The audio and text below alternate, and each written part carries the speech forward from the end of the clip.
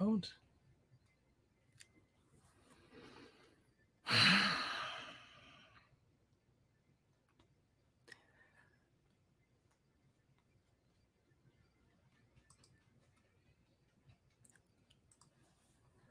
All right, well, let's just jump in here because I don't know. John said my music was muffled. I'm going to kill the music because there's something going on with my setup. And I don't know what you mean. It's muffled like my headphones, John. I think you mean my mic, but if you mean my mic, then there's an issue with StreamYard's using the wrong stuff. And so we may be getting an odd sound, and I apologize right out of the gate. There's something going on with my setup. John says the mic sounds great, so I don't know. Okay. Well, as long as the mic sounds good, I really don't care about the music. I mean, I love the music. That's a bummer because I love music. I think it adds. Maybe John can come in here and sing us a couple tunes while I'm, maybe can hum, and that would be cool. I love that. So anyway, it's good to see you guys. It's it's a Tuesday after the 4th. I hope everybody still got their thumbs and toes and fingers. I got to tell you, my neighbors are still celebrating. My dogs are loving that. But, it is what it is. It's that time of year. You just gotta move on. And so I'm kind of stumbling out of the, I'm stumbling out of the 4th a little bit. Last week was a little disjointed. People had some time off, which is great. But, it kind of messes with your flow a little bit, as we all know. Maybe we could talk about that tonight as content people and people who kind of like a rut or a groove in order to keep things moving. And once that rut or that groove gets a little bit thrown out of whack, we tend to get kind of spooked and things kind of get weird. So, and then, you know what, maybe we'll have a light night and we'll just kind of get into, I wanted to talk a little bit about people's studio flow, maybe studio productivity. It's something that always interests me. And I'm sitting again out of my normal space because I just don't find it efficient to move things back and forth at the moment. And today I spent all day working on the new camera and trying to record. And, it was frustrating. I had some issues. I got some problems. We'll talk about that. Maybe somebody can help me out. Maybe John can help me out. And I'd love to hear anybody's point of view on what they do to get past any kind of friction when it comes to studio. It could be anything. One of the things I wanted to talk about was simple things, like even just setting scenes in your studio with lights or what have you, just something to cord management. I'm having some of these issues as I go and fix things up. And I guess I just wanted to see where we're at with all that. So anywho, that's kind of where we're at with that. I'm going to bring John on here and we're going to get kind of moving, and then we'll get into some tech Q&A and let the times fly. So I'm going to bring in John, see how his weekend hopefully was a little bit better than what I'm doing here. See what's going on. Can we hear John? Hi. Well, that was like Otis falling out of the jail. How we doing? Yeah, we're okay. I'm just disappointed I have no music. And, yeah, that was odd. Yeah. It's so weird. I'm getting music in my ears. I'm getting music through my OBS. Everything is pointing where it should be, and yet it's not. And the only thing I could think of is, again, something to do with StreamYard or something grabbed it. And, that's really hard to test because you kind of rely, at least I do, I rely on some of the feedbacks when it comes to knowing what's going on with the system. And when I see my voice and the music coming through, at the right levels and pumping through where it should, and it's coming through on StreamYard's indicators, you kind of just think, well, I'm okay. So I only had John to rely on there. So my biggest predicament, am I low? No, I think you're fine. At least through my ears, you are. Yeah, it looks low in my Rodecaster, but it looks good in my, it looks like I'm high in vMix. So that's why I'm asking. Okay. So yeah. So there's all sorts of fun stuff. Yeah. Yeah. So the worst part about my day is I cut myself shaving. Oh, ouch, man. Yeah, and that was like the first time in like maybe years. I don't even know. Oh, I usually don't cut myself shaving very often, and that was a bummer. But that's about the worst of it. And then of course I keep on having the problem with my camera back here. That my wife borrowed it to do some photo shoot this weekend, right. and I had to reset it. This is the second time Okay. it's been timing out in 30 minutes. And so, you have to go in and just set the settings so they don't time out. And then usually it's good, but it didn't hold the first time. And it did like one whole day, but I haven't changed anything. And then I went back and it did it again. So it shouldn't do that. So I'm watching a hold of it and see how it turns out. And then the other thing is, this is my GoPro. Okay. So I put the GoPro in here just for the heck of it, just to mess around. And I got it on like, this is actually not a GoPro color. This is like their neutral color, which Okay. I think looks better than having the GoPro color, because the GoPro color really made me too warm and my skin tone wasn't really good. So this is more of like a neutral color. Okay. And I think I like it better. But you can see the difference with the GoPro, but it's cool because you can see the whole room. But it's so funny is there's a much more of a delay on the way this camera operates. I have like a 1 second delay compared to like the instantaneous of like this. It's kind of weird, but it's kind of cool because I just wanted to mess with it, and I have it on the battery today. So just sitting there on the battery. I mean, it's great to play. And Yeah. I mentioned, before I brought you in that, first of all, hi, Brian, Paul, how you doing, man? It's great to see you. I hope you had a great 4th. And we've been kind of going back and forth. We have a lot, there's a lot of tech to talk about as he's been really diving into tech recently. And I wanted to say, of course, hi, Marlene. Hope you had a great weekend as well. And Holiday. Hello, Mom. Hi, Brian. My holiday was fine. It was good. It was festive and fireworks. I hope yours as well. And you guys got to celebrate a little bit with boys. And no? Went appliance shopping, spent $3,000 on a washer and dryer and a refrigerator. Oh my. And then we went there and it was like a mess. So I went to Home Depot and I double checked everything when I got home. And I'm like, why am I spending $300 more here than what I am online?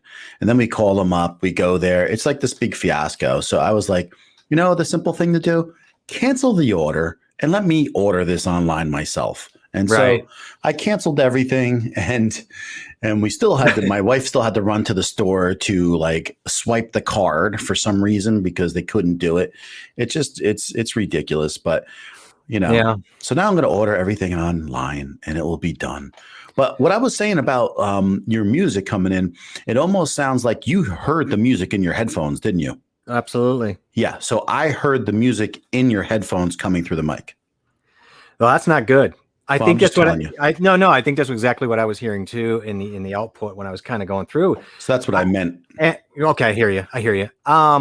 It drives me nuts. I just there's no way visually and the setup that makes sense. But then it goes back to there are some days where I want to take the Go XLR and just set it on fire. Well, this sounds like exactly what I was talking to you about a while ago, was that people love the Go XLR for what it is, but they couldn't stand the software because it was resetting all the time. And I know that's happening to you. So that's just frustrating. Yeah, I don't think, and here's the thing, I don't think it's resetting necessarily in the Go XLR software, because I keep looking and checking and it's saving and it's fine. Where the issue I think is coming, it's not playing well with Windows control panel or control the hardware settings. Right. So I think there's an issue with that. And then what happens in the browser. So it's always a disconnect. And I think that's the downside of relying on software for auto routing. If I can get out of that and get more into hardware, which I think like the Rodecaster is a little bit more, I think, of a hardware setup. And so that might be a better road for me. I'll have to take a pardon the pun. I may have to take a look at that beyond the fact that I can also dump in 4 HDMIs and things. So I'm interested in that. I really do love the Gold XLR for so many things, but man, I gotta tell you, I can't stand this this upside down stuff that we run into, where something as simple as playing music becomes a nightmare. You know, Right. It would drive me crazy too. yeah, no. So I can't continue that long term. But Zan, I see Zan's not had dinner yet. The man. The tech geniuses are in the house. Hello, gentlemen. I don't know what his voices sound like, but I just know it's a little bit lower than mine. Yeah. He's got I've heard a great speaking voice. Yes, I've heard it on his videos, and I know it's a little lower than mine, a little fuller. Yeah, so it's great to see you, Zan. That's very nice of you. Compliment, nice of you to step in here. Yeah. I got it. Looks like Brian, he feels your pain on the experience of buying the fridge. Yeah. Still ended up with the wrong one. Yeah, so. I was just frustrated because here it's like they have this sale going on and they're like, oh, if you buy 3 items, you get like 170 off or 100 or something like that. Then the guy starts telling me, well, it's not coming off on my computer. So we'll have to go up front and then we'll have to have a manager. So, and I was just like, at that point, I was like, I just want to go home and buy this online. But of course, I tried to do the right thing and follow through. But when I do the math and it comes up incorrect, I just, I had enough. So I was like, let's just cancel. I told the lady, let's just cancel the whole order. I'll buy it all over online. Yeah.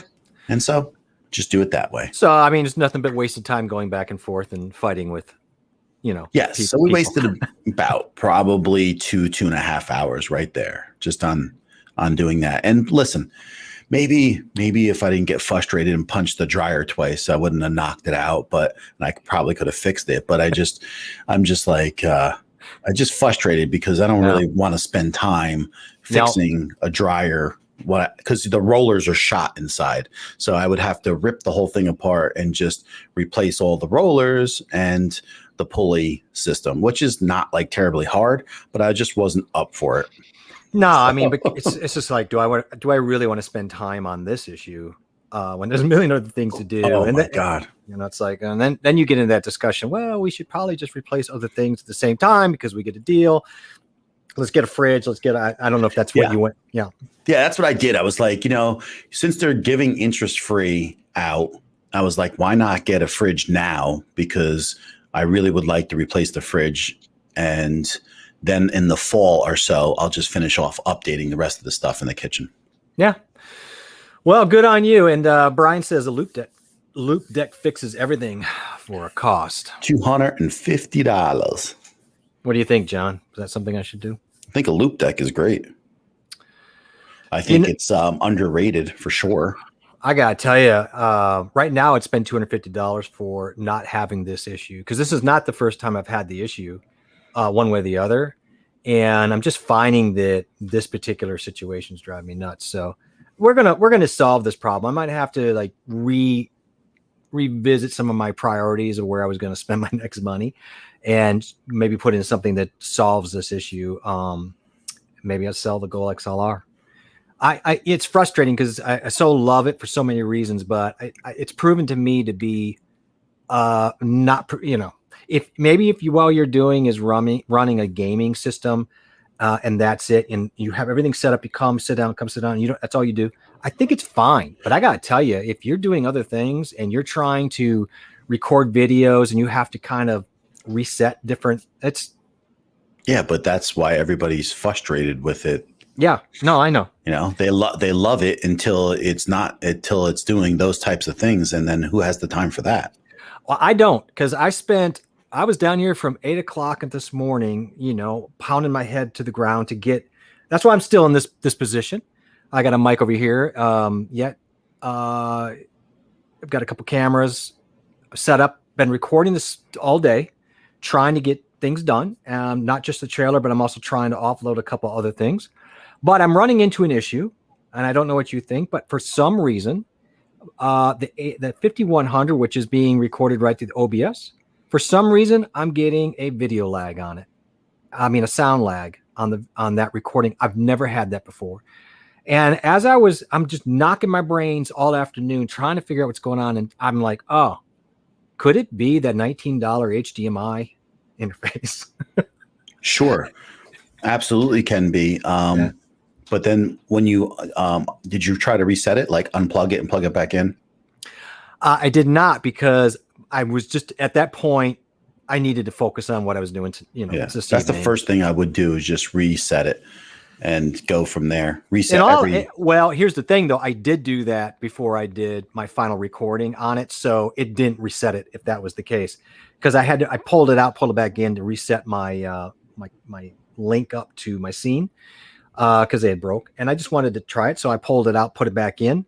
But I mean, look, I'll try it again, but I'm starting to point to that. So obviously the next thing to do is do the same thing. Just do a swap. Do the swap. So that, Yep. I mean, it's not the end of the world if that's the case, because I can use the cam link for the 5100 per second cam, and I'll go right to the card on the 6400.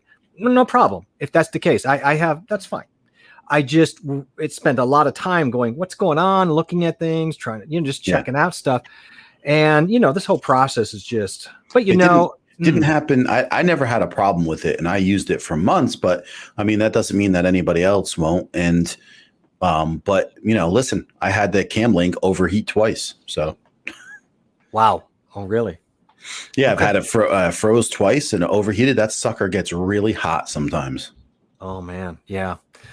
Hello, Danielle. I heard you had a fun weekend grabbing up new appliances. So, glad it's not just me that has to deal with this nightmare of deciding not canceling, then having a nightmare of canceling. That's always something that's fun to do. Then she built some furniture out, some patio furniture. Oh that was on the list. There's always stuff to do. There's tons of stuff to do. So, well, look who's in the house for a minute. Anyway, you know what? Yeah, that's cool. I know we get late for you really quick, but the fact you stopped in is awesome.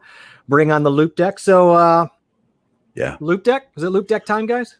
Well, I mean, I don't think a lot of people are using it, so I would just definitely check it out. But I know people that do use it rave about it because of its such multitask. It's like a stream deck and a loop deck. They're just like an extra keyboard is what they are. It's just full of shortcuts and how you utilize them and how effective they are.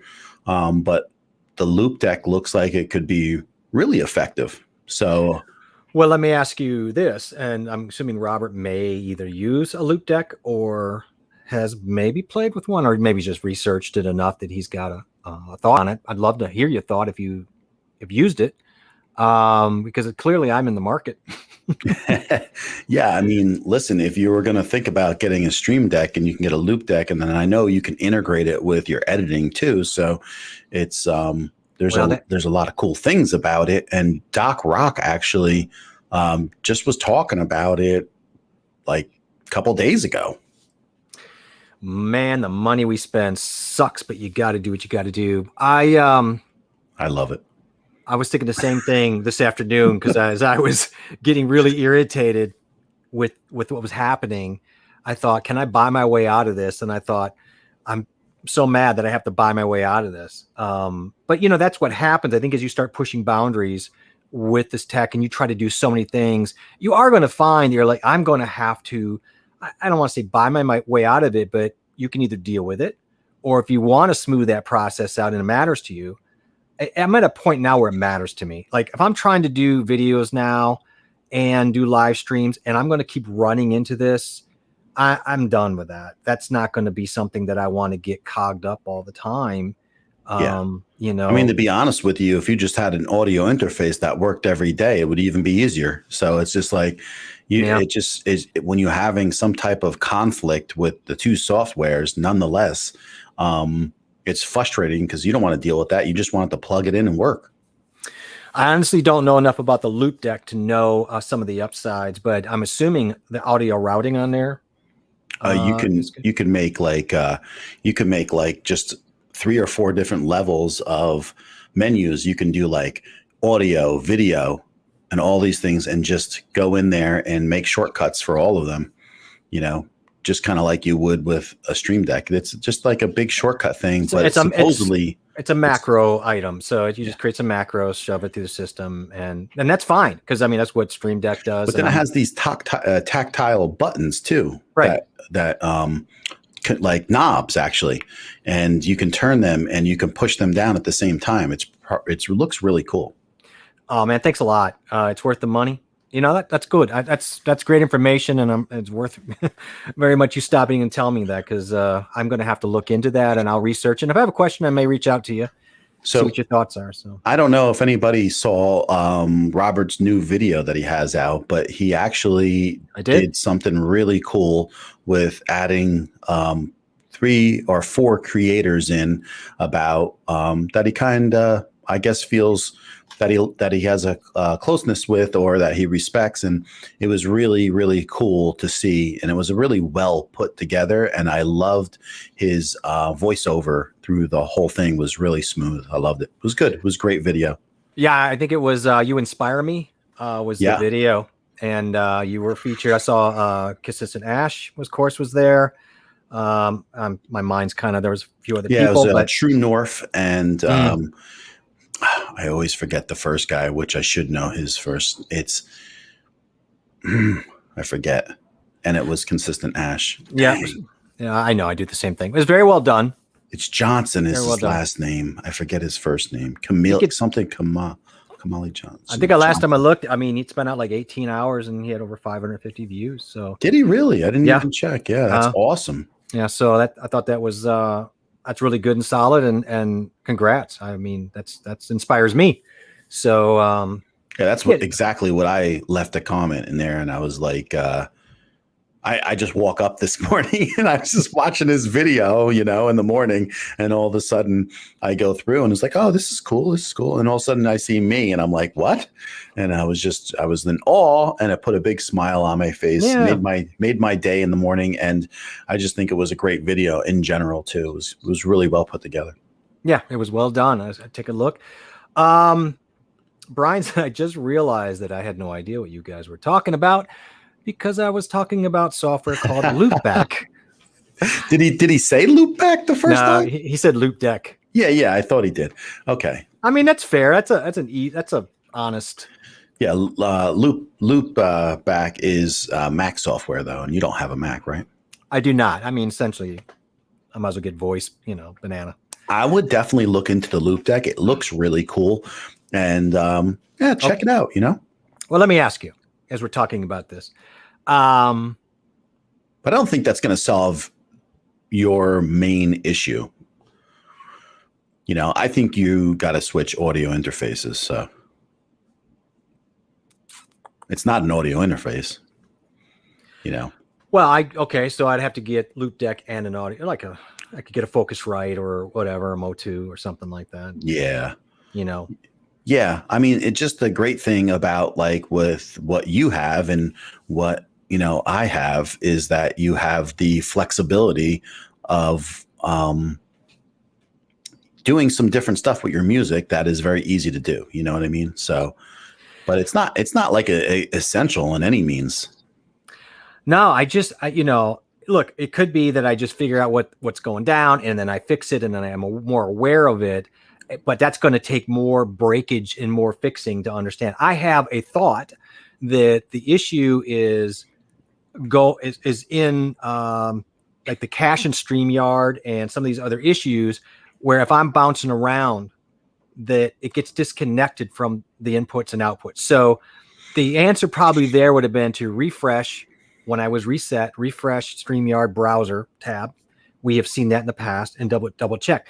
The thing that irritates me is there's really no way for me, unless I have you on the other end or somebody it's really hard to test that. I mean, who wants to run a test? That gets kind of wonky. Especially right before live. I always have to refresh, so my camera comes in anyway. So on refresh, I check my audio before I come on, and so I know it's all working. I mean, I'm checking it too. But it's frustrating because it's not like everything's not working. Like your mic is working, but then other things aren't. So to me, that has to be software integration, between the two. And it's not like if it wasn't working solely, then your mic wouldn't even work. You know what I mean? So that's frustrating to know what pieces aren't working of the puzzle. Well, it is too, especially when everything from the meter on the Gold XLR to OBS to StreamYard are all showing input from that source. So what in the world, right? Like, what's going on? So I don't know. I almost bailed out of StreamYard and refreshed just because I was so frustrated. I'm like, I got to know, but I'll Yeah. do that. I'll do that later. You know what I mean? Sometimes you have to do things like that. I mean, it's just the way Well, it is. I was already I was already in OBS, but it's fine. It's gonna work out. Yeah. You subconsciously want the loop deck. Subconsciously or consciously, you want the loop deck. So I mean, you're looking at maybe it's 250. Then you got to spend maybe another 100 on an interface. I mean, you could probably use the Go XLR interface just as an interface and just not use any of the software. But I mean, what's the point at that point? I Yeah. don't, I mean, you might as well sell it. And I don't know. I'm going to look into it. I don't know. It's a great app. Now, then I have to say, well, maybe I take that money and I get a Rode podcaster. Rodecaster Pro. Rodecaster Pro. Sorry. Maybe in the end of the day. Yeah, I guess. I mean, no one needs a Rodecaster Pro. It's just that when you get them for a really good price, sometimes it's hard to pass up. Well, no one really needs a Go XLR. I mean, I don't need it, but it is, when it works great. And I think that's maybe my most frustrating thing is that when it works, I love it. I love the sliders. I love everything. It's so easy. And honestly, everything is working right now, except my music's not chugging. It worked last week. So, well, you know what? We'll work it out. We'll figure out what the problem is, and maybe we'll keep playing with it. But I might eventually look more into the loop deck. Brian says, doesn't everyone use the Focusrite interface? All the copycats. I mean, all the copycats. No, I'm saying. No. It's good, but I ended up, of course, I had to go a different route, and I went with the Mo2 M2. But the Focusrite is a solid choice, no doubt. They both really work fine. Mm-hmm. You're going to get through. The reason we don't have to is our amps are built into our systems. So my amp's built in. Mine is anyway. My amp's built into. Well, you have an amp in your Rodecaster. So we both have amps built into our systems, so we don't have to add on that amp, which is great. But I sit. Audio interface is the same. It's got preamps in there, and that's why, like, even the Mo2 has a little bit more juice than the Focusrite does as far as gain, and but not by much, by like 6 or 7 decibels. But it could make the difference for some things. And I like the meters on the Mo2 a heck of a lot better than I do on a Focusrite, because the Focusrite will have the lights, and then it's like you won't know you're peaking until you just hit the peaking. Whereas the Mo2, you have much more clarity of where you stand in that whole sense by looking at the meters. Interesting. Yeah. So that's why I chose the M2, and it's been a solid unit. And when it's, it was like a $20 difference at the time. It was worth it to me. Now I know the Mo2 is always on back order because people are just buying it off the hook the last year. Yeah. Like the Clark deck. I mean, I had to just give up on the Clark, just gave up on it. And I'm glad that you already had an extra one that I could buy. Appreciate that. So, is that the Mo2? Yes. So that's what it looks like in the front, and it's got the meters that are right here. So it's kind of cool. That's nice to have, actually. Yeah. It's a good little setup. That's for sure. Brian, the Go XLR. I'm using the Go XLR Mini. That should be more around 250-ish. The main one, which has extra buttons, I won't use. It has like some of the buttons like John has. It have some of the sound effects. Other than that, there's not a whole lot of difference. It does have the same preamp. It does have the same sliders. Really, it's slight difference in the software, but nothing we would care about. I wouldn't spend the money on the full Go XLR at all, ever. Honestly, I'd get 2 Go XLR minis before I'd spend the money on that, to be honest with you. So, and I see Lala. Hi, Lala. Hope you are well. How are we doing today? She's giving you kudos for the 500 subs. Thank you. I really appreciate that. That was awesome. That was actually a week today that I hit the 500, and then I just did a live stream on Monday because, heck, we had off of work, and I was like, let me jump on there.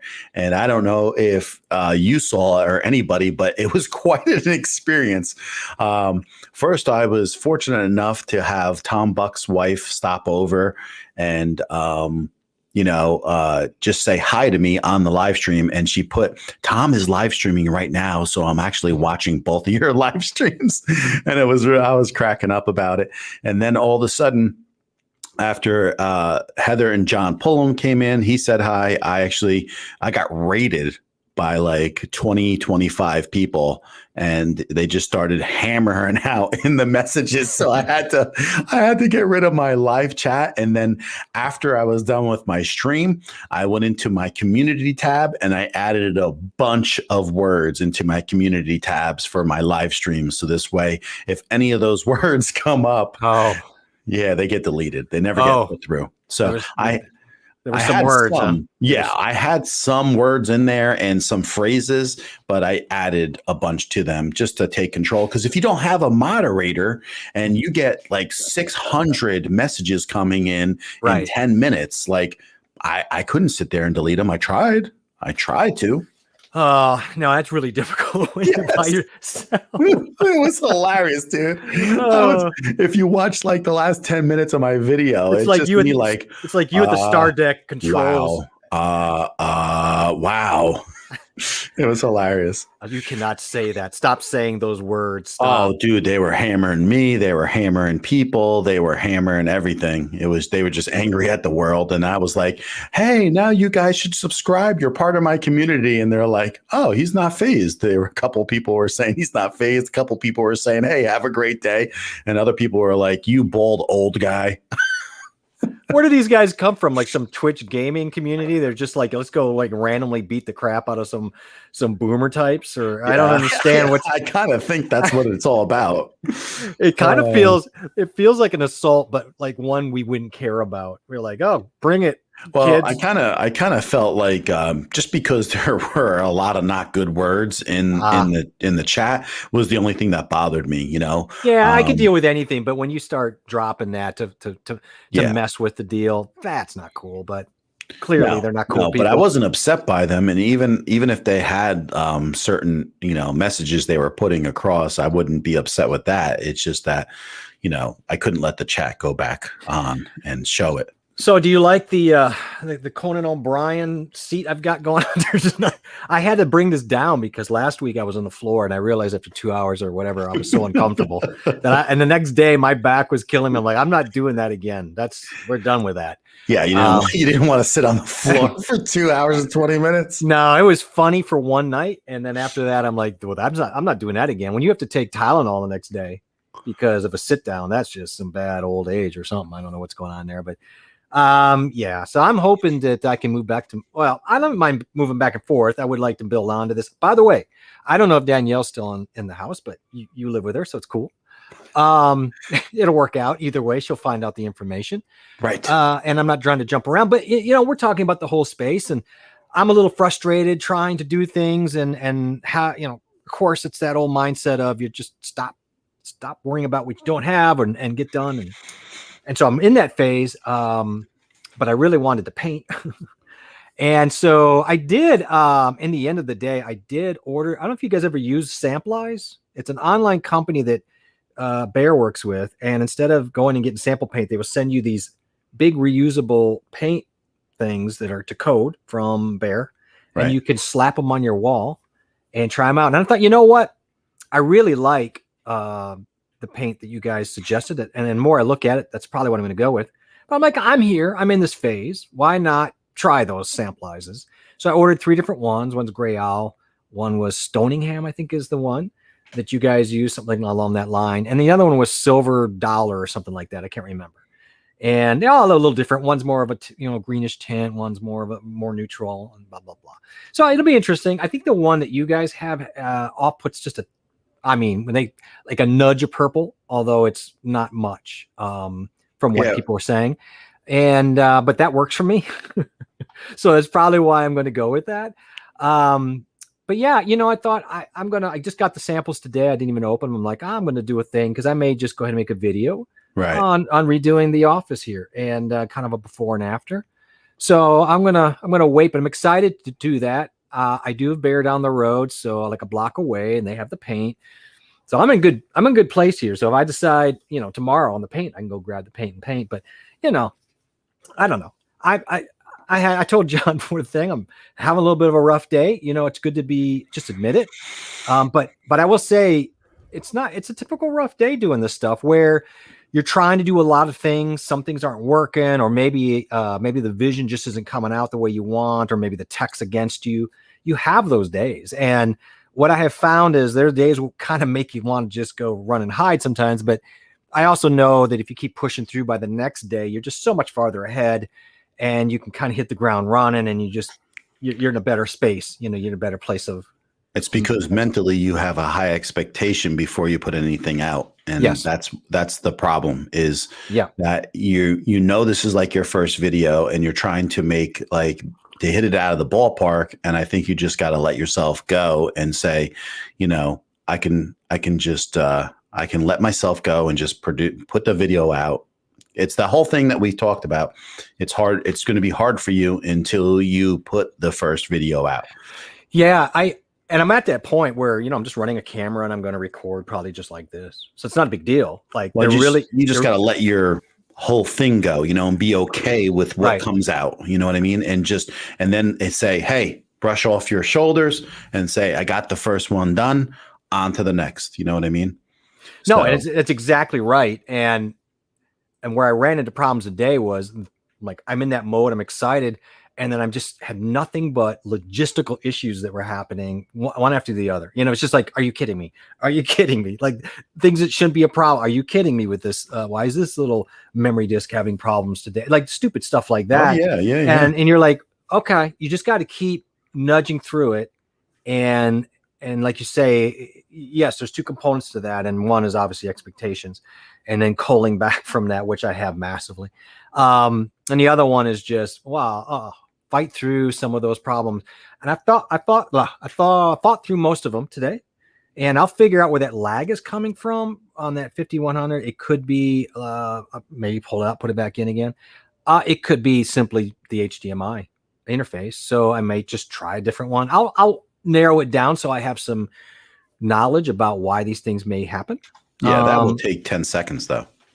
Yeah, it will. I think now I think I've got it pinpoint where this once you go back in and out, and then I would just go one last time, go back in and see if it reset itself. And I mean, hey, listen, even sometimes I have to unplug my ATEM and unplug my Rodecaster USB and just restart it, you know, like every couple months sometimes. Yeah. I just like to restart it just because things get hung up, you know. They just do. That's the fact of the matter thing, especially the Rodecaster is on 24/7 for every day. And sadly, I'll give you another one. In the middle of all this, Windows just force dumped on me an update that I had sitting there and probably been putting it off. So that was another thing. And I got to tell you, that sometimes just throws these interfaces off. I've had some issues. It's dumped on video cards. It's dumped my audio cards. So this is where, not often, but as we keep piling on different things, more of a chance of things going south. So I may want to go back and take a look and see what's going on there. So I'll unplug everything and rebuild. But again, when you have to do that, and you will have to do that, that takes you out of your groove. It kind of puts you off in mindset when you're ready to go. Yeah, but this is just normal stuff because it ends up being normal. New equipment, and you got to see what works and what's not working, what the problem is. And once you get it set and it's pretty much like what it is, then it's good. Like even what I'm going through, right? My camera was going, let's see if it's still around. So now we know it held. And so I'm going to see if it holds for next time and make sure that it does. Because sometimes when you touch stuff, you don't realize what you're touching. So I didn't know if I was in manual mode or I was in one of the C2 or C1 buttons. And so maybe it didn't hold memory in those, you know what I mean? And that's what I think happened. I think I went to a C2 and it didn't hold the memory. And then I went into manual and now it's staying. Now I'm running this off of battery still. And we're 41 minutes in just about. So I'm like 45 minutes in. And my battery pack hasn't even gone down one notch on this camera. That's impressive. My GoPro. So that's great. Yeah. That's running and I right before this I had to go in because I just got this GoPro. I just literally just got it. And so I had to go in and shut turn off the display shutting off in 3 minutes and just say Yeah. never, because that was doing the same thing. Right. So once you figure out how everything runs, but I'm really happy with that GoPro, and I think I made like a really good choice with going with the 7. I think it was absolutely the best choice that I could make. I mean, so far it's a home run. Like everything you've done with it seems to be like a home run. And you know, you're talking about getting new stuff. I ran into that with the HDMI last week when we did it. You add that in there, you're going to get a new sound interface that you're not thinking about because you're just thinking video. And we ended up having to dump that in the control panel, right? We had to go in there and just disable that. So that's every time you add something, it just can get, and it could be adding an update. It's not always just hardware, but often it is hardware. And it looks like Danielle has seen those Samplize things. I'm not shocked that she has. Of course she has. And somebody thinks you're the voice of reason. And sometimes Brian's been drinking. So I like this because it's true. Like Daniel says, when I get overwhelmed, I need to do something creative like painting and decorating. And that's not a bad thought. It's not a bad thought. And I thought about that today going, I'm so glad my Samplize was here because it gave me, I started thinking about it. I'm like, I'm really excited. Just put the paint on and kind of move in that direction. You know, that kind of, it frees your mind a little bit sometimes. And that's something that you can kind of control. Are you trying to show us something there, John? Or I'm trying to show the shirt off because I saw who's in the chat. Oh, Abby Clint. You're wearing it up. Yeah, I got his shirt on today. Looks good. I just feel like we should be out fishing when you wear that, though. Oh, I just like it. It's a comfy shirt, too. You know, sometimes they're not, right? It's so nice when you get a shirt that has a logo on it that you like, that actually fits and is comfortable. Because it's not always the case, at least with me. I'm like, oh, man, it's either tight or it's stiff. You know, it's like, I like it. I like it when it's soft and just kind of, Clint has a new video out today also. Okay. What was I haven't seen it today. So everybody's dropping some new vids. I don't know if anyone's noticed lately, but the last week or so, I feel like things are starting to pick up again on YouTube a little bit. Yeah. I don't know if everybody else is feeling the same, but it just seems like for some reason, like we had that little lull where everybody was just getting out, you know, and then it seems like now it's starting to swing back a little bit to just like be a little bit more evened out. Well, it's natural, right? We came out of spring and then we were getting the vaccinations or whatever. And everybody kind of felt like, they just released back into the wild. Right. And I think we just kind of wanted to get our crazy on, which meant going to the grocery store and picking up bananas without a mask on. Cause that feels good again for me. So it was kind of like, oh, let out. And then, then once you start settling down a little bit and you're getting into your summer groove, I can see that people were like, oh, let's get back to, ourselves or level out a little bit. Some of it is people making it and some of the people that we're consuming on both ends. So I see kind of picking up on both ends. I agree with you on that. I kind of see that as well. Yeah. It's kind of cool to, see a little bit this week, and I got a couple of videos that really picked up some pace, and it's crazy. I had that one where you bring up the chat into OBS through StreamYard, and it's like, I think it's like 650 views in the last month. Yeah, we were talking about that recently and how it was trending, and it seems like it's just continuing. So. Yeah, it just took off. And then I'll be making a new video on something like that too. So it's going to be like even better. So that one's going to be like the old news, and I got the new news coming out. So I got a couple things in the pot right now stirring to get some videos together. I'm finally going to start like piecing this whole system together that I got going on. And now I'm going to start really knuckling down on some videos and cranking out some stuff. Awesome. That's great. Brian, getting back to my my audio issue, he thinks the lag could be OBS. It's possible. Sure. It's true. I've never had a lag problem on OBS, but yeah, when you start everything fresh anyway, that's what you do, right? So if you're going to test it, you're going to open up OBS fresh, and then you're going to go in and if you're getting lag on one device and not the other, it's not OBS. So then you're going to go and swap the units to each other, and then you'll narrow that right down, and in no time, and you'll get your answer. The deductive reasoning path. Yes. What is your signal path? I'm not exactly sure what you're asking here, Brian. He's an Aries. I'm an Aries. I was born in April. It's true. It's true.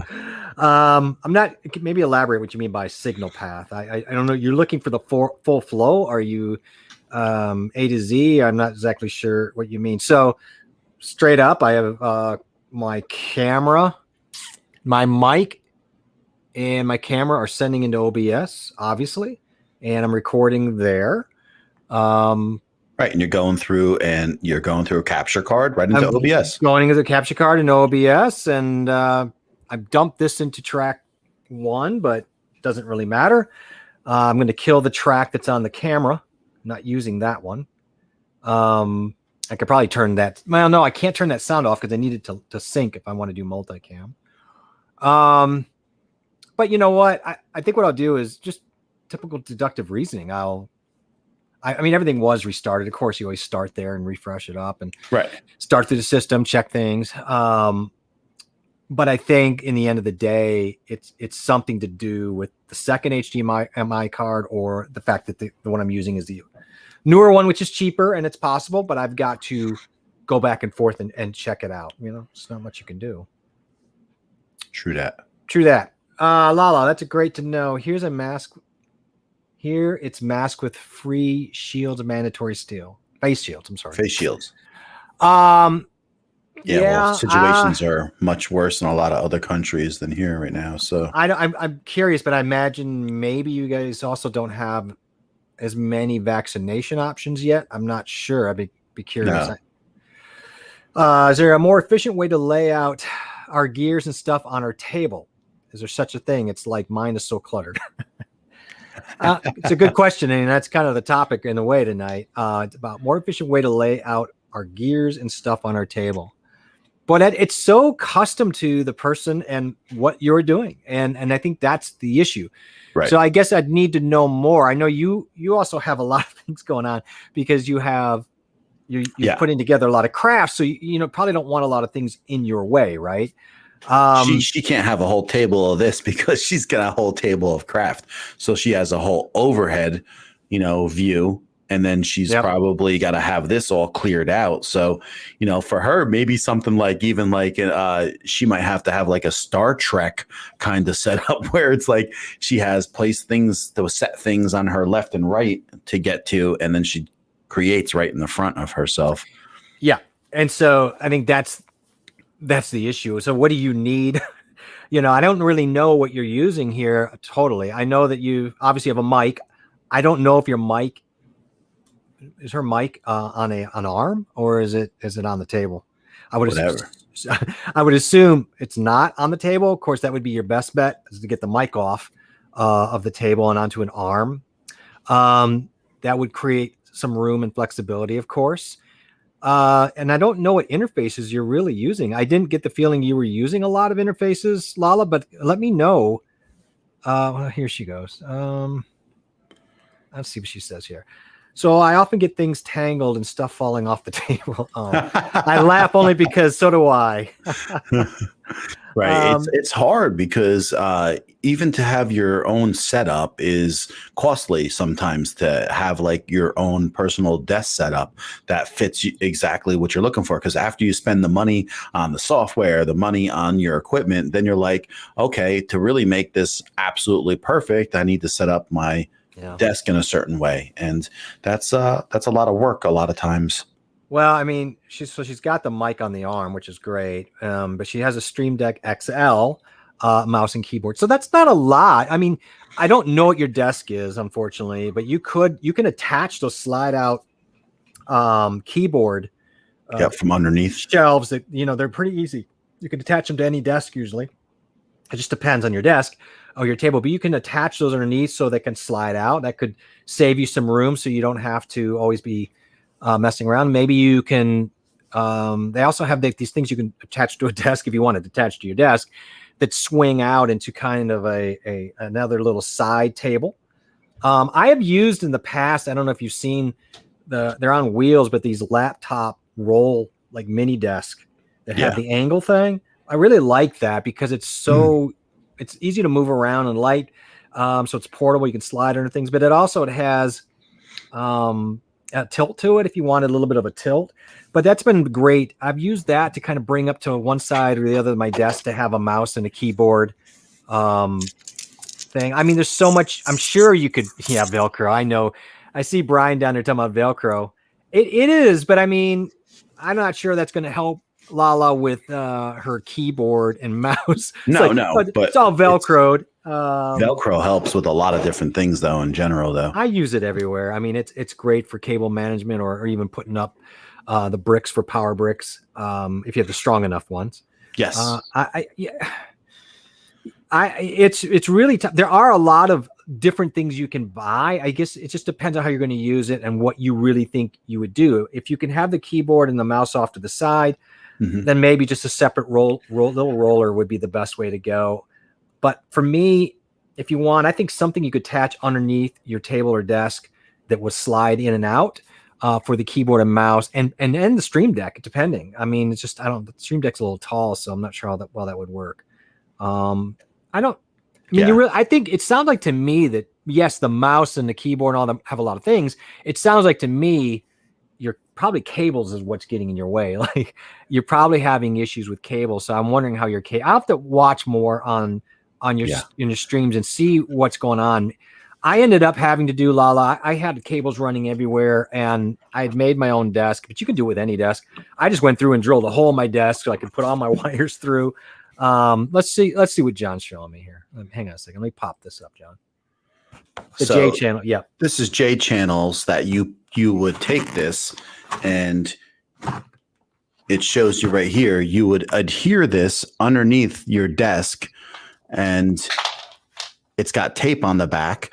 And then you run your cables through there underneath your desk. So it helps clean up. And I used it on the back of my desk underneath. So this way all the craziness, doesn't drop all over the place under my desk. So I have a fairly clean underneath desk. It's not absolutely perfect, but that's because I'm afraid that I'm always going to change things.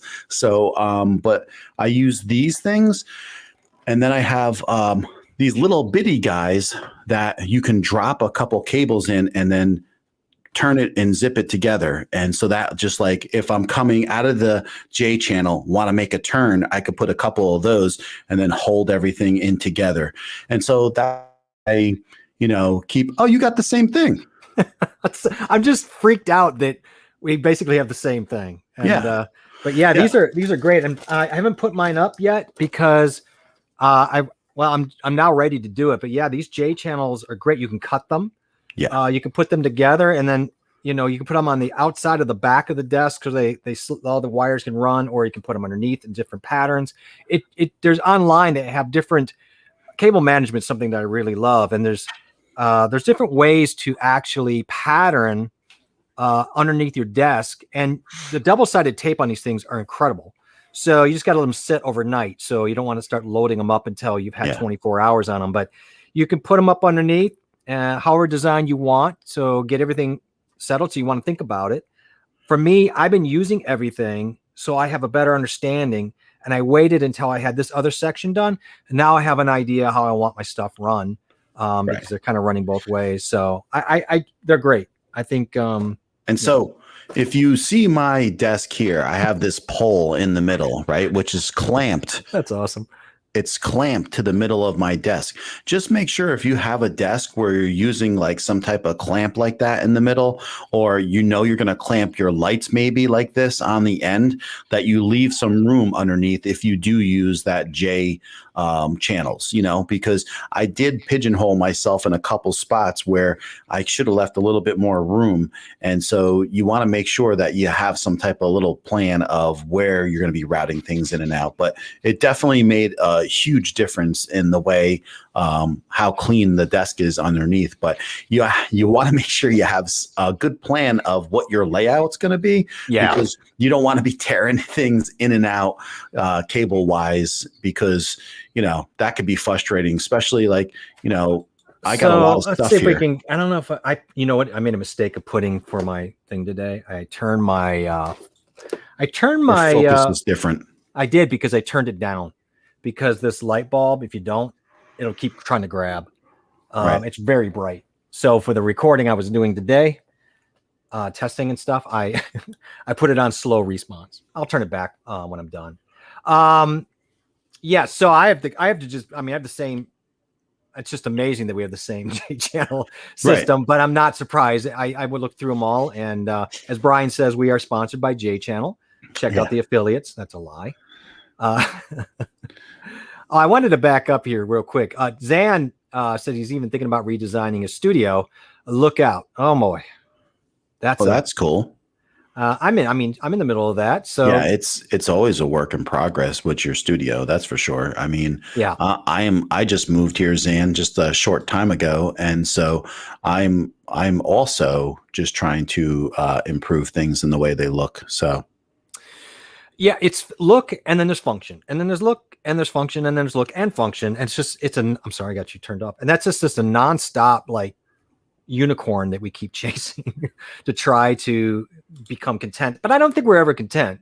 I think there's always something either new we're going to try. So that's going to force into a different vision, which I think is, look, it's the fun of it. So yeah, no problem there. I look forward to that, Zan. We should, I'm just let us know. Are you going to paint or is this, you're going to use the studio you're at now? I mean, you're building a studio or is this just where you're going to take a room? Zan's got ideas. I know he's got ideas. So he's got ideas. He's got ideas, ideas are great. I love it. He's got good stuff that he's probably working on.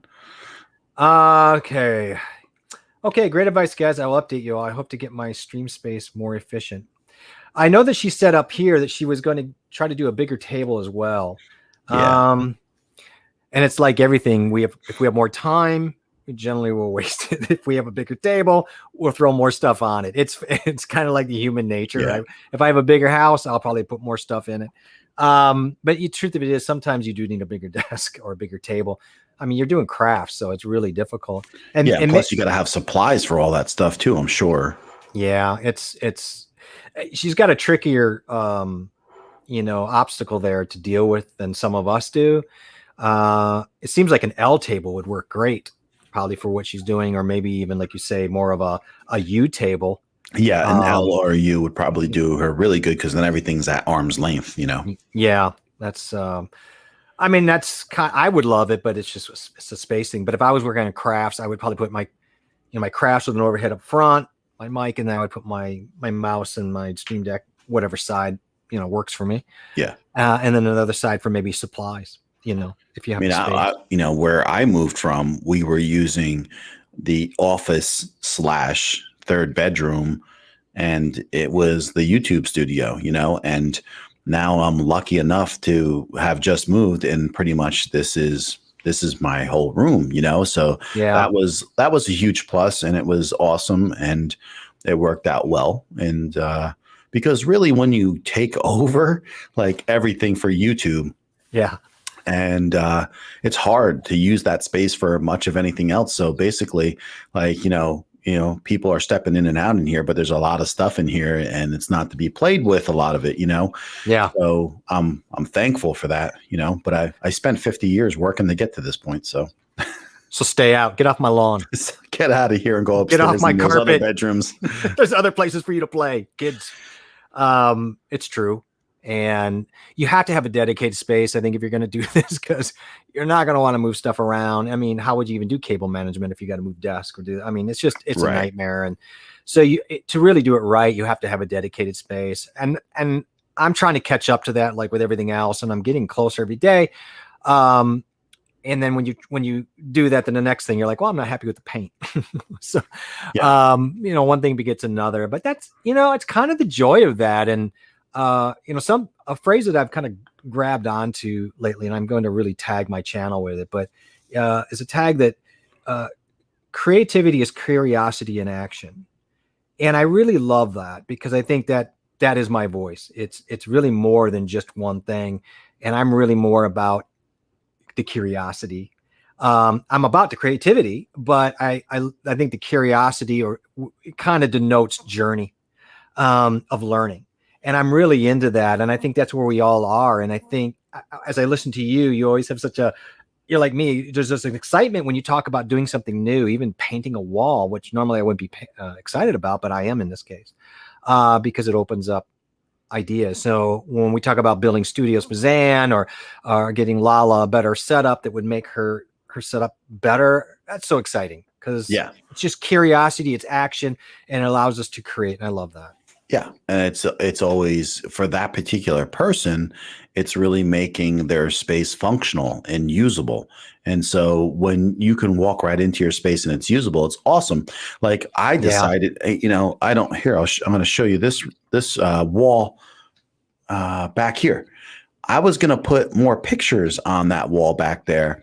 And then I was like, you know what? I better leave that wall blank. This way, if I want to take some pictures right there against a blank wall, I want to be able to do that instead of having to go set up some kind of poles or anything. I just have like a blank wall so I can go shoot. And I set up my lights and I set up the camera just like 2 days ago. And I took like probably 90, 100 pictures of myself that which one of them I used for Thursday's thumbnail. Yeah. And so I needed a bunch of new pictures, a bunch of new faces, and I did some of the poses like we were talking about. And so I'm waiting for your pictures now. Well, we were supposed to have a conversation over the weekend, I thought, to kind of drill it all out. You were not around this weekend. Remember you asked, I contacted you Saturday for a period of time, said, hey, I am around. And then I didn't hear back. Yes. And you said, are you still around? I said, no, I'm not around. It's a typical holiday. You were weekend. Busy on Sunday, and be honest with you, I mean, it wasn't easy to catch up. I know, what's his name? Aaron from Continuous Conversation was trying to catch me on Saturday too. And so, it was touch and go, out and in and out, but I just I did about 100 pictures, and so at least I have stuff for thumbnails and that I can use right off the bat, because I don't have anything updated right now. So I needed stuff that if I'm going to do a thumbnail, I got a bunch of different looks, and hopefully they'll fit into the thumbnails I'm making. I did 3 shirt changes and 1 underwear change. Oh my. Oh my. I don't know why you needed an underwear change between. Yeah, that was the joke part. No, I know but I have a feeling everybody else laughed. You're just mad that I didn't think laugh. Anybody laughed, but I'm waiting. If we listen real quietly, Danielle. I could hear Zan. Zan's laughing. I can hear Danielle laughing. I don't know. It is funny. Sometimes you can hear her laugh. It goes right through the whole house. But well, look, we'll talk afterwards. I need to know a general idea what you did as far as framing for the I did waist up because I want to go with the bigger pictures in general, because that's what you can capture someone's face and you can see what's going on, the expressions and stuff like that. So I agree. No I don't think we need our feet in these shots. No. Zan's going to keep the map and the shield, so wherever he goes, that's going to happen. Yeah, well, that's sticking. That's staying with him. And but yeah, that's the cool thing is that like you can add things where you want, and like I did that live stream on Monday, and someone just saw the motorcycle in the background, and he asked a couple questions about that, and it was cool. So, but what was really awesome is doing that live stream earlier in the day. Yeah, it picked me up Marcus. Remember Marcus from Lita? He jumped in. He was glad to see me. He was asking questions, and I picked up another guy, Martin, in the UK also. So it was great to see like a couple people that what I was talking about by going earlier was hitting a couple different people that wouldn't get to see alive at that time. So yeah, it was kind of cool. No, that is cool. I think my life didn't allow me to do what I wanted to do this weekend or Monday. But it is what it is. Yeah. Zan says, not. Oh wait, that's not what it was. He said he liked creativity. Creativity is curiosity and action. Don't steal that now. Get my lawyers on you. It's something that I've been thinking about for a long time as I've developed my channel, and something that I'm going to tag. It's kind of like goes hand in hand, right? Because a lot of times you're like, I wonder if this will work, and sometimes just being creative and making it work and being curious to see if it will all work out. And that's how you develop new thought processes, new, sometimes, new ways to do things. If someone didn't think, hey, how can I do this different? Like on a grand scale, even like when Henry Ford decided, hey, I'm going to put, a line together to build a car and have that whole process that was never done before, it changed the way cars were built from then on, which is, you think right now, like, of course, duh, who wouldn't think of that? But, 100 years ago, they didn't think of that, and so it's pretty incredible. It is. And he follows up with productivity is creativity in action. Sure. Why not? I mean, it's a little bit different. I'd have not to, always. Not always. That's separate. I'd have to break that down a little bit because it's a good throw, but I think it's not quite the same. Yeah, because I can be productive, but sometimes I have a hard time being creative. I'm very analytical. I'm very numbers guy, strategy, thought process things a lot of times, but being creative in that way where it's like, wow, that's out of the box sometimes is a little hard for me. Yeah. And sometimes your best creations don't come out of being productive or through efficiency. It could be a happenstance, or you've worked at like all these different angles and then something you just tried at the end works. I mean, it's just really hard to know. But look, but it can be. You can be creative. You can use creative ways to be productive. And I think, I guess it just depends on how you lay that out. And I haven't really, somebody who really loves productivity, I guess that's something I have to think about. But I'm really a fan of creativity as curiosity in action for me. I think I enjoy that. I think it's going to be my thing. And Brian wants to see the outtakes on your, I guess your underwear change, or I don't know. No. Okay. Well, yeah, that would cause that will cause problems. I think. Well, you might get some kind of YouTube strike, and I don't know what they would call it, but they'd be like, "No, that'd be annoying. Right. We don't need that." Can you hear my eyes rolling?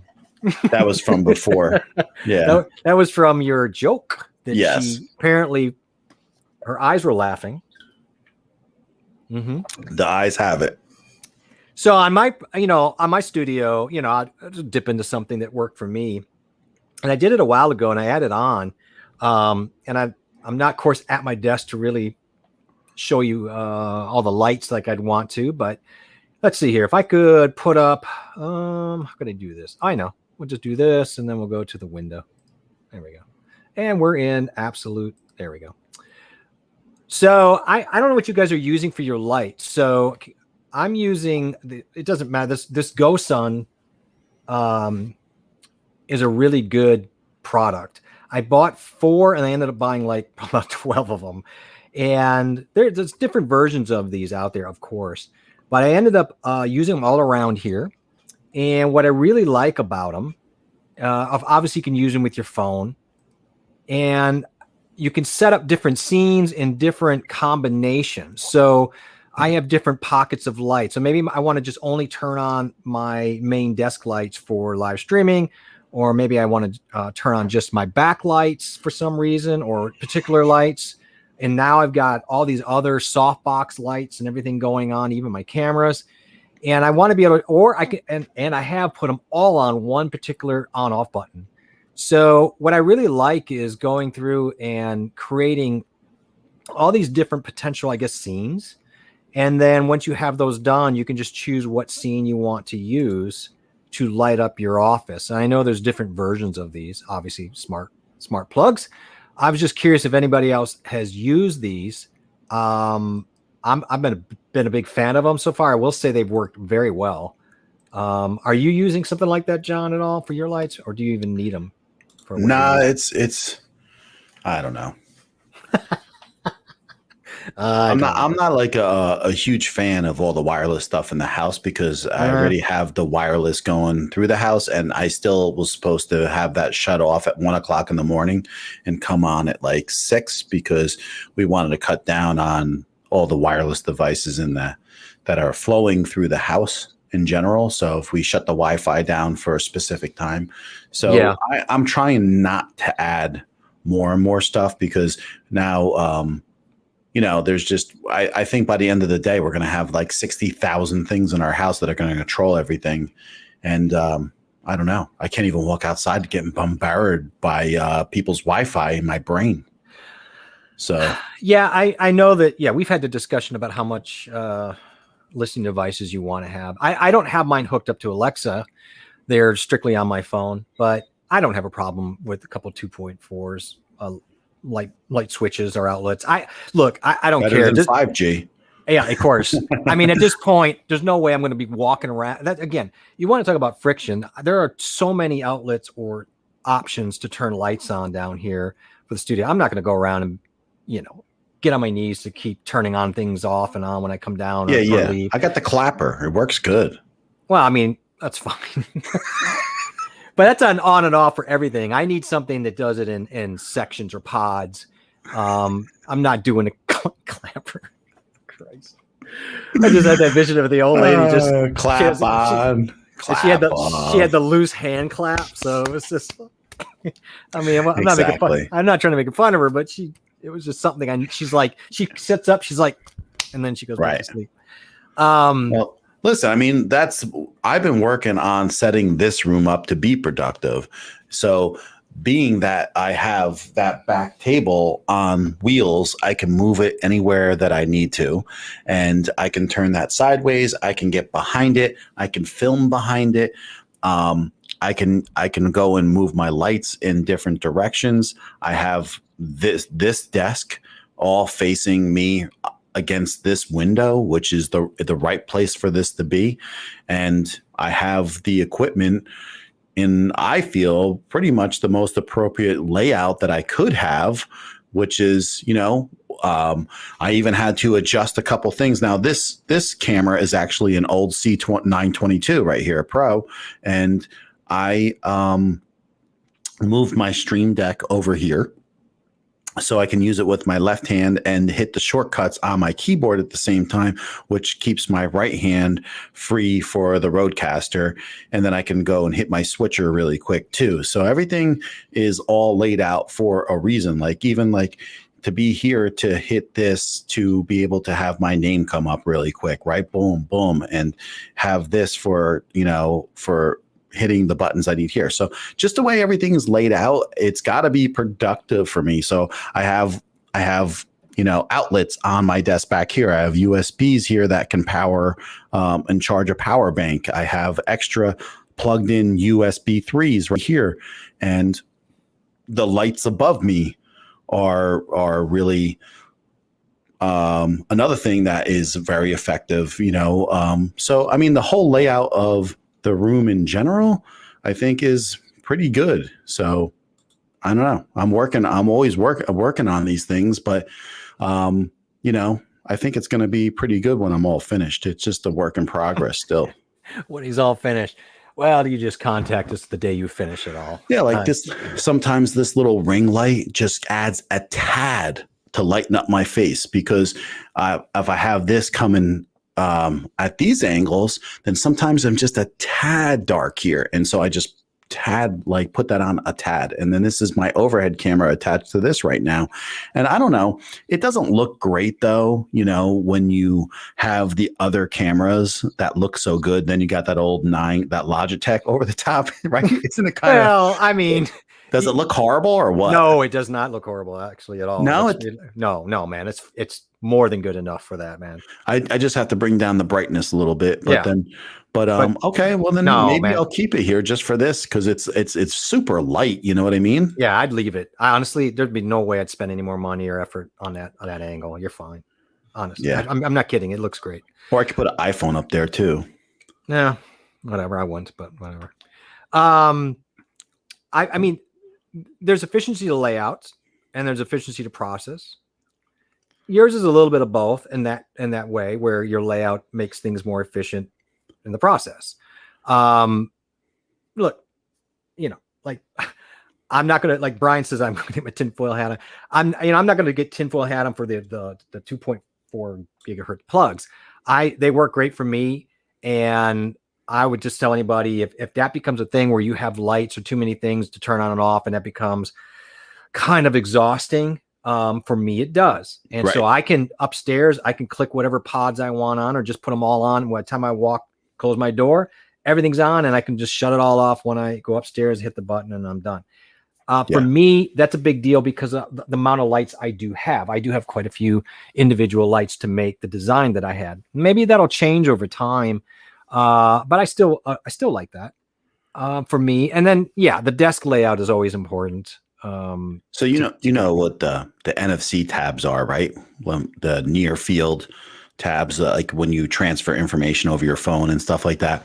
Yeah. But like there's little tabs that you can place around where you can get that information from. You know what I mean? Yeah. And so Doc Rock was doing some really cool talking today, where some of the people that he was talking to, they were like, I want to put one of these NFC tabs on my way home. I want to put it on a piece of steel. When I get off the barge, then I just hit that NFC tab and I scan it, and then it turns on all the lights in my house, and then it goes and turns on, because it's programmed to like turn the lights on in his house to go do this, that, the other thing. And they were like, they were going deep with this automation stuff and AI stuff. And Yeah. I was like, wow, I have to go back and like watch this, because it was out of my wheelhouse of how integrated they were talking about things. But it was pretty incredible. I mean, some people are really deep, and they love it. They have all the hubs, and they're all the Alexas and the Googles, and I'm not into that. Like, I don't need to like tell my phone, hey, turn on my den light before I get home or all that. It's probably very convenient, and there may be security reasons why some of that stuff works for some people. It's not something that I want to get into or care to do. I don't even like Alexa. In fact, my new washer and dryer has Wi-Fi. That's the whole thing. It's like everything's got, your fridge is going to reorder your milk and all that stuff. And I don't know. I agree. Some of that just gets to be too much. I don't know. Zan said, who said imagination is more important than knowledge? Probably somebody who was failing high school. I don't know who to attribute that quote to. If you know and you're testing us, let me know. I think he said Einstein next, but did he? Okay. I think the thing that's I can see that.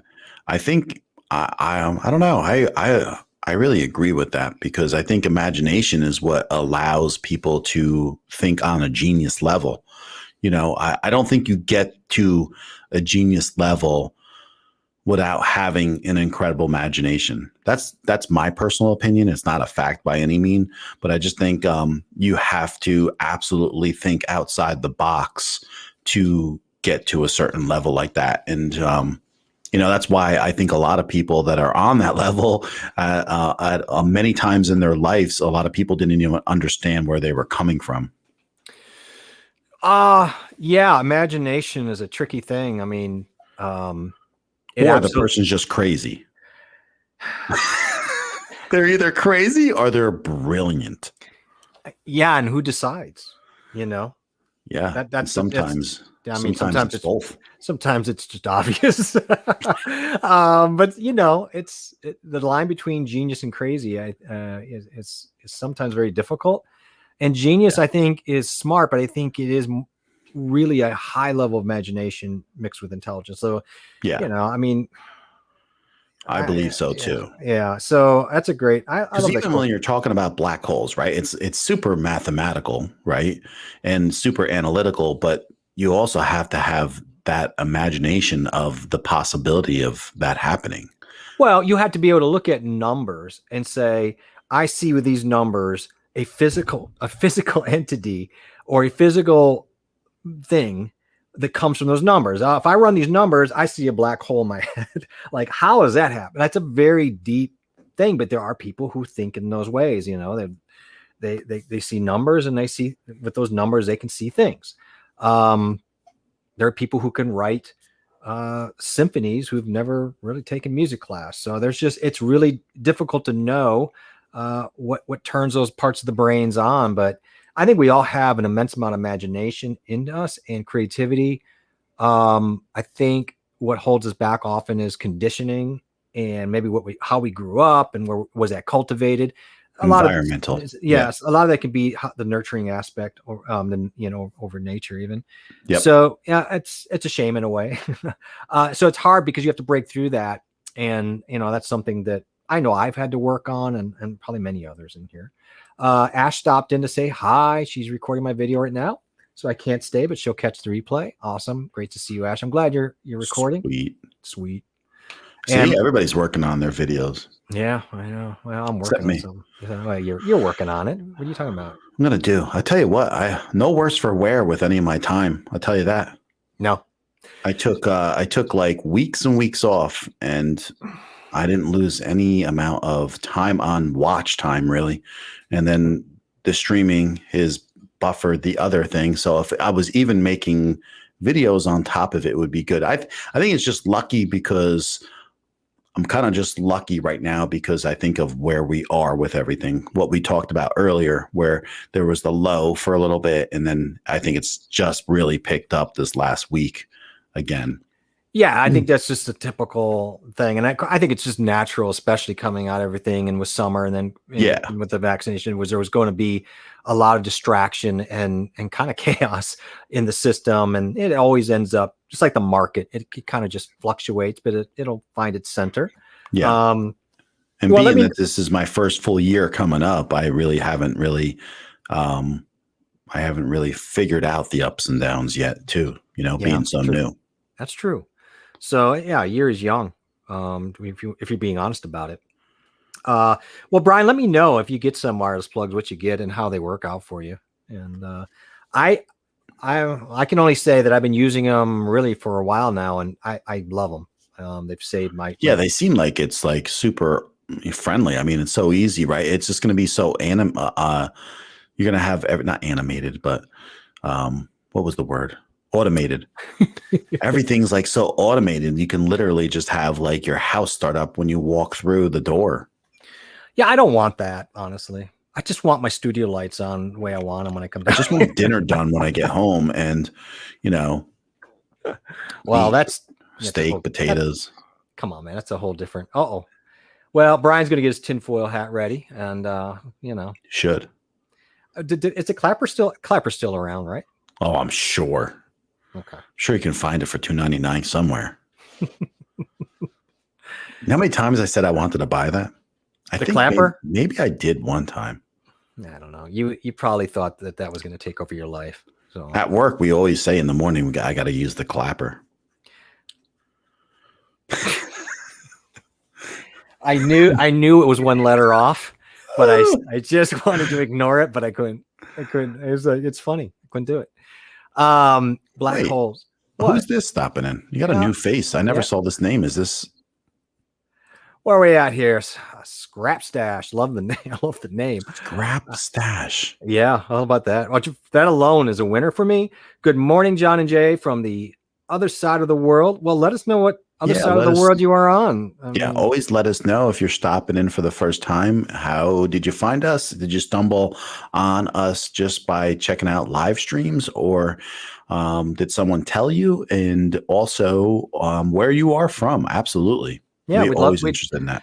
Yeah, we certainly love to know. We got Mr. Doma. We got Mr. Doma. I was going to check him out. Did you see his new avatar? I just saw that. I can't really see. Yeah. So he had a video on it today. I watched it, and then he had a video on his new intro, and it's really, really sharp looking. I like that.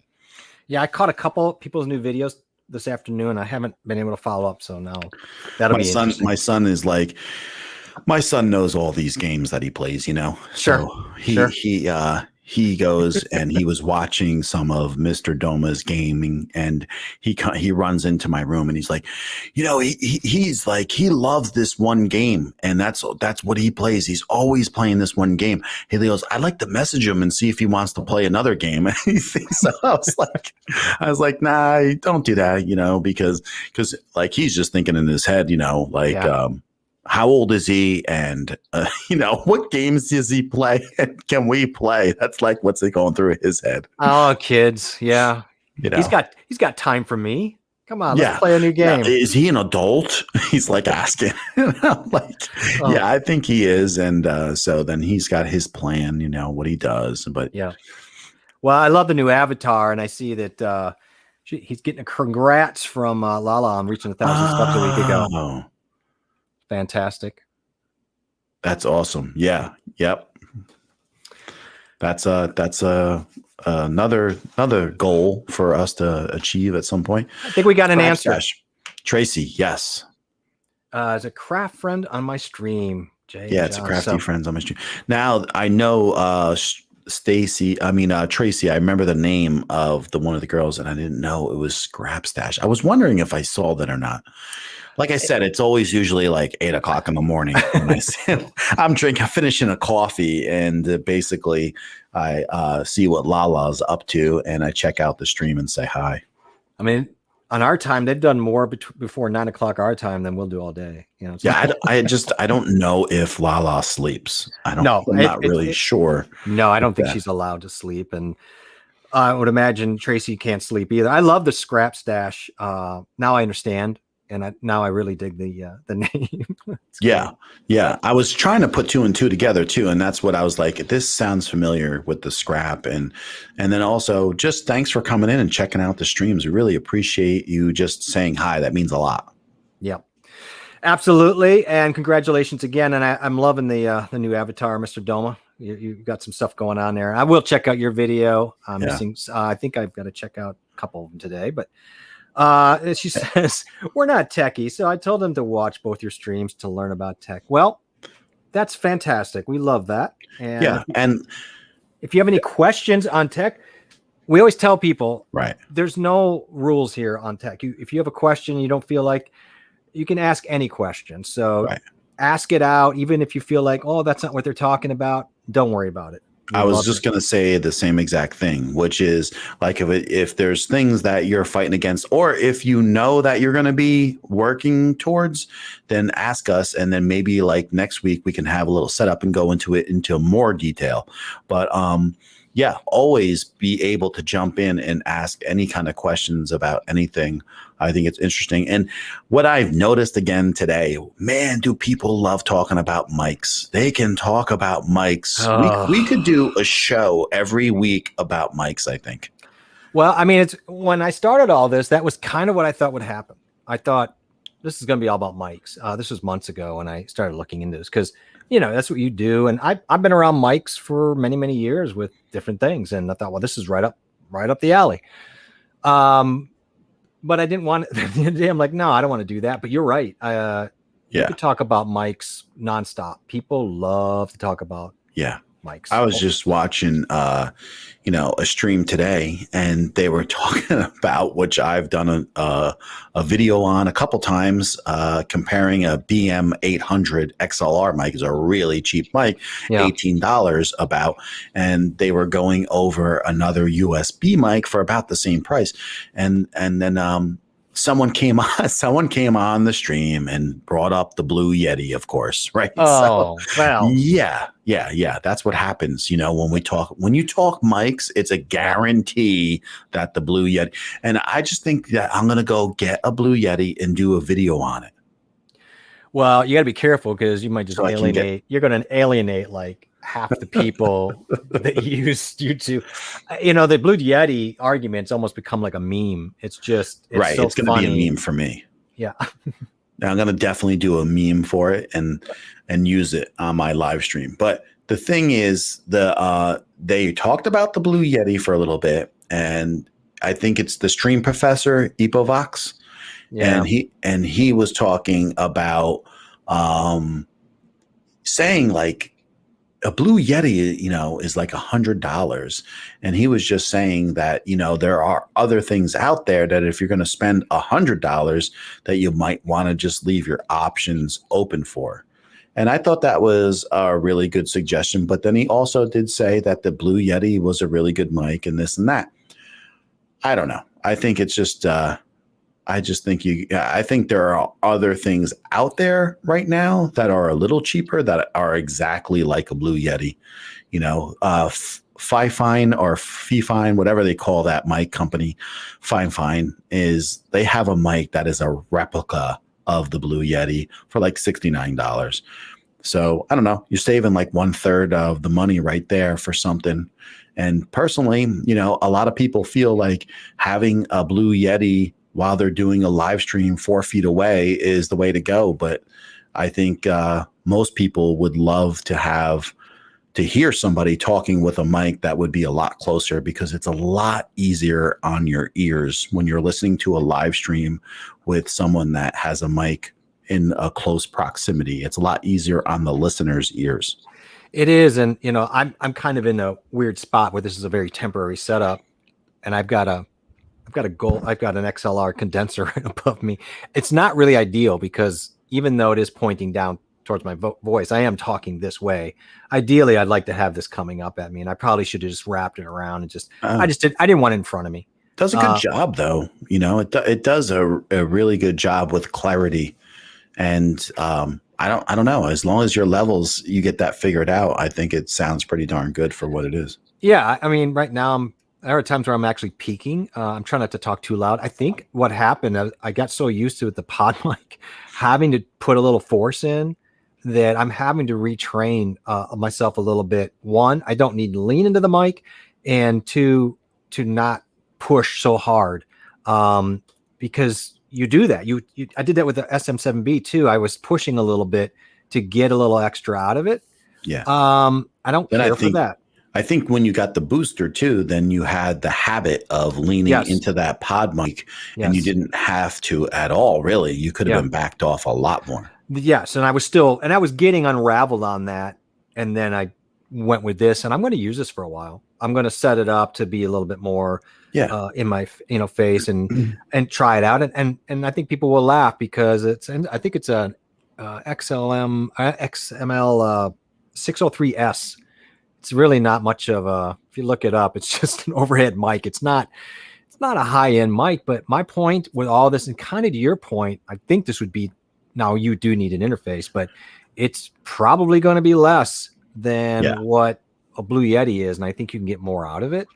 I think to your point, you need to be able to get these mics at that 6-inch range. And then the rest of it becomes mic technique. So I was going to say mic technique, but then also you got to have an audio interface, and that's where people, they don't want to go that far with it. And that's, and if you don't, and I listen, I know Lala had a lot of trouble, but I know a lot of people that don't have a lot of trouble, especially with the PC, with the Wave 3s, and they sound really good. And NT1 USB sounds really good too. But there are very cheap USB mics that sound, I think, decent. There really are. And I think to your point is right on. I have been reading. It just does seem like the PC version of Wave 3 is doing better. I don't know. People have had less issues with it. So I think Lala's issues were very real and very consistent with some of the stuff I've heard. Yeah, me too. Absolutely. Especially with the Mac. Yeah. And thank you, Lala. I'm glad to hear, I think you thought the mic was in front of you. Yeah, it's above me. It's not really in front of me. It's a little bit, but it's more or less just boomed down. And I've had it further out, but I'm using this for the video I'm doing now. And I also want to just test it for a variety of reasons. And I may do some comparison tests on some other things. But I think what I may do is I may switch back around and go actually full condenser, one way, whether it's this mic or another, and get rid of the dynamic mic for my live streams, especially. It's just a preference with my voice. I don't really feel a pod mic. I think the pod mic's a fine mic. I don't think it's a fine mic for my voice. And I think there's just some kind of clashing in that and their frequency, bumps. And so whatever, that's fine. I don't think it's a bad mic. I'm just saying it's the same where people think they buy a Shure SM7B and they just think automatically that they're going to sound incredible. And the other thing that was proven is that what I saw, the Stream Professor doing today is you take an $18 XLR mic and you do a little EQing on it, and it's incredible how good you can get something to sound. But then again, these are the things that people have to know how to do, and it's not something that you learn by just plugging in a USB mic and knowing how to do that right away. It does take a certain amount of effort.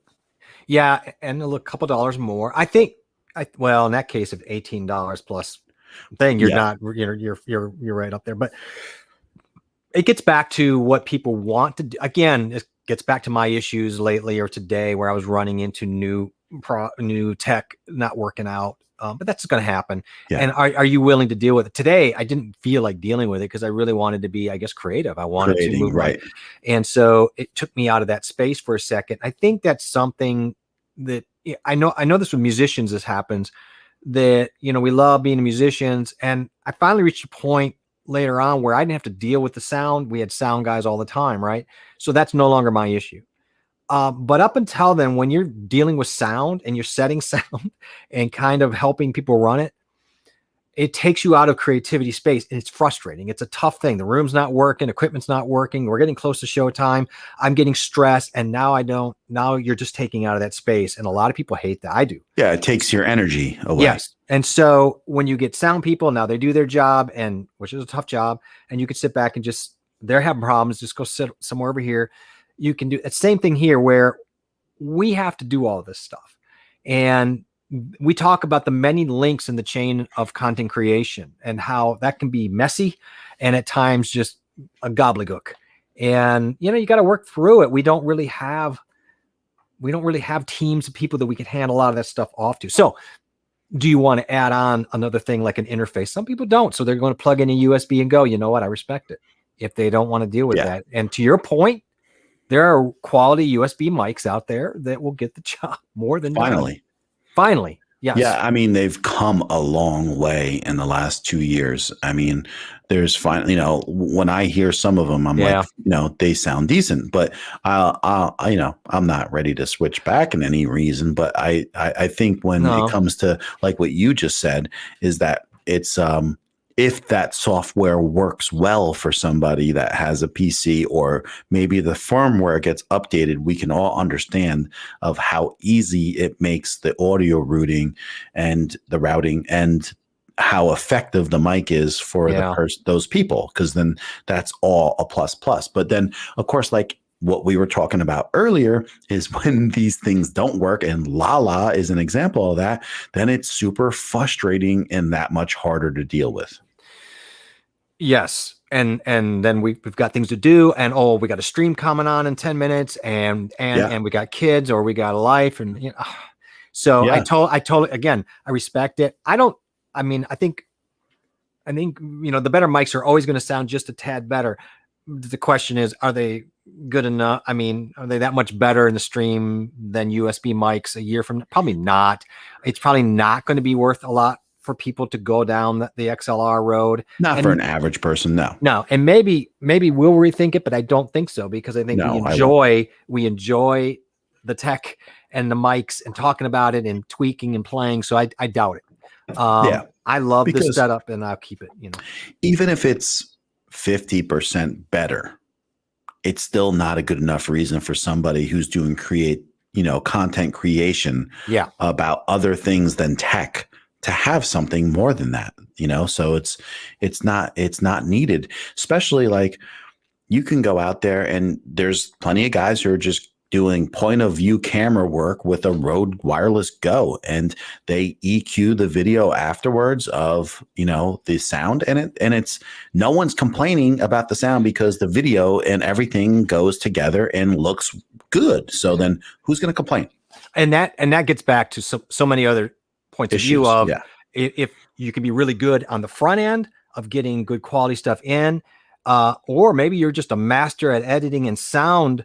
And so you have the right plugins and the right know-how to take a pretty average sound and make it sound as good as somebody who it may come out the same in the end. One guy might be great at getting the great input, but then maybe they're not really good at maybe the visual editing, or they're not really good at sound tweaking. And so maybe someone does both. Well, then we've got a pro who can really take it to a whole new level. Then the question would be to what end? Well, I don't know, just because, but I EQ everything in DaVinci. Yeah, and DaVinci's set of in-house EQs and other plugins are great. Now, I've recently told you that I've added a Wave suite with some really amazing plugins for drums and also for the voice.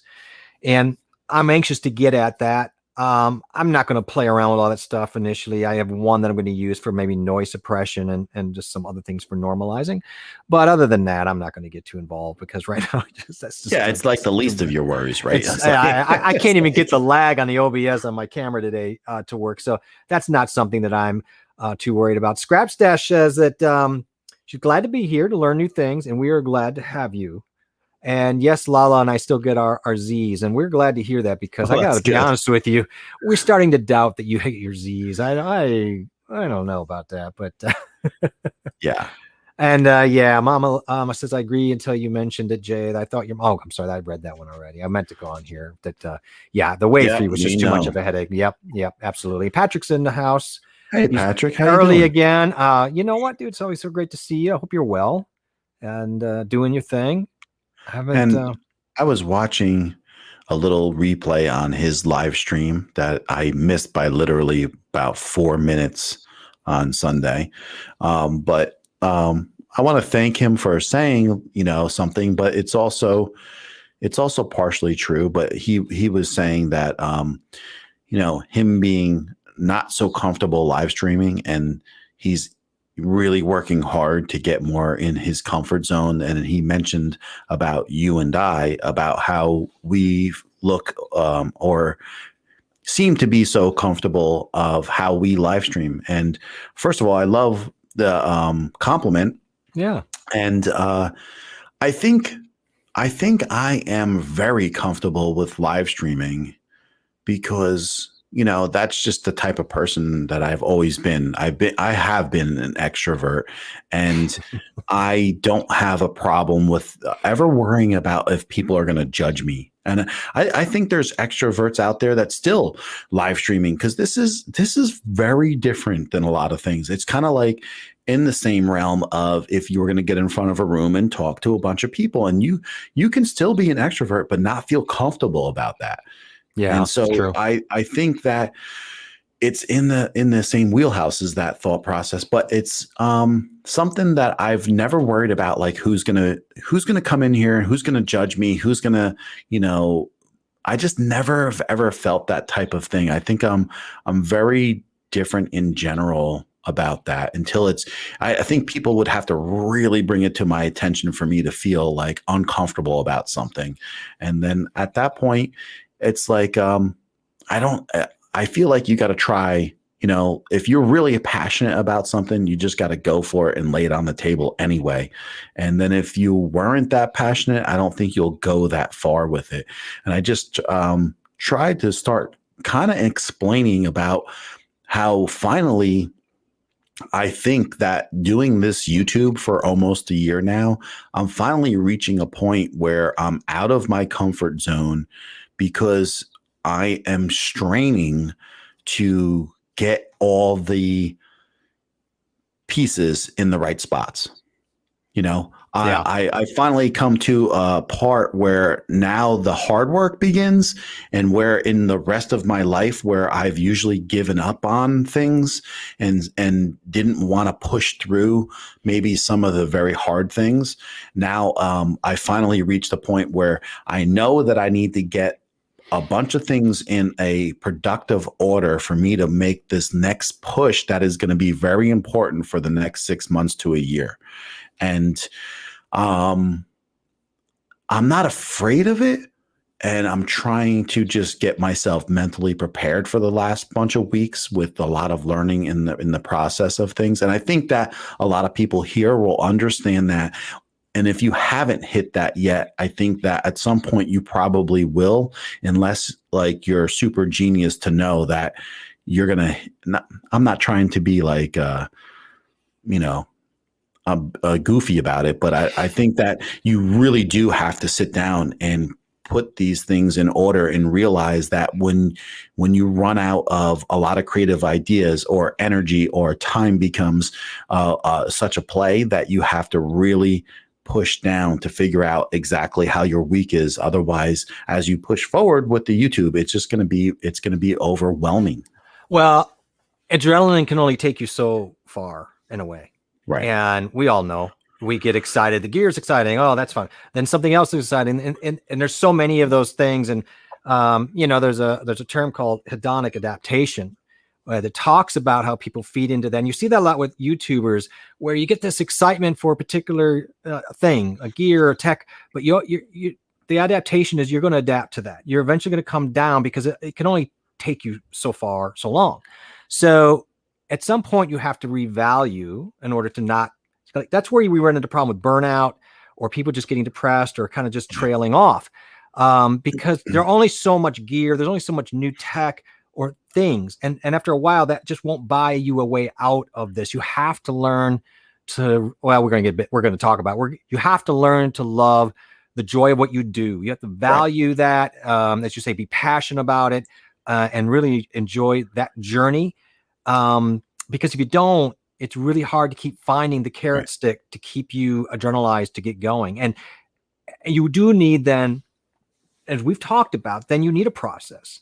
You need something that will take over what used to be emotional based, and now it's going to be more just functional based. Of saying, I'm getting there. There's no doubt about it, because I've had all these things going through my head, and I'm preparing myself with all this. And but I also think that I think like being able to talk to other relatable content creators really helps you in this whole grand scheme of things.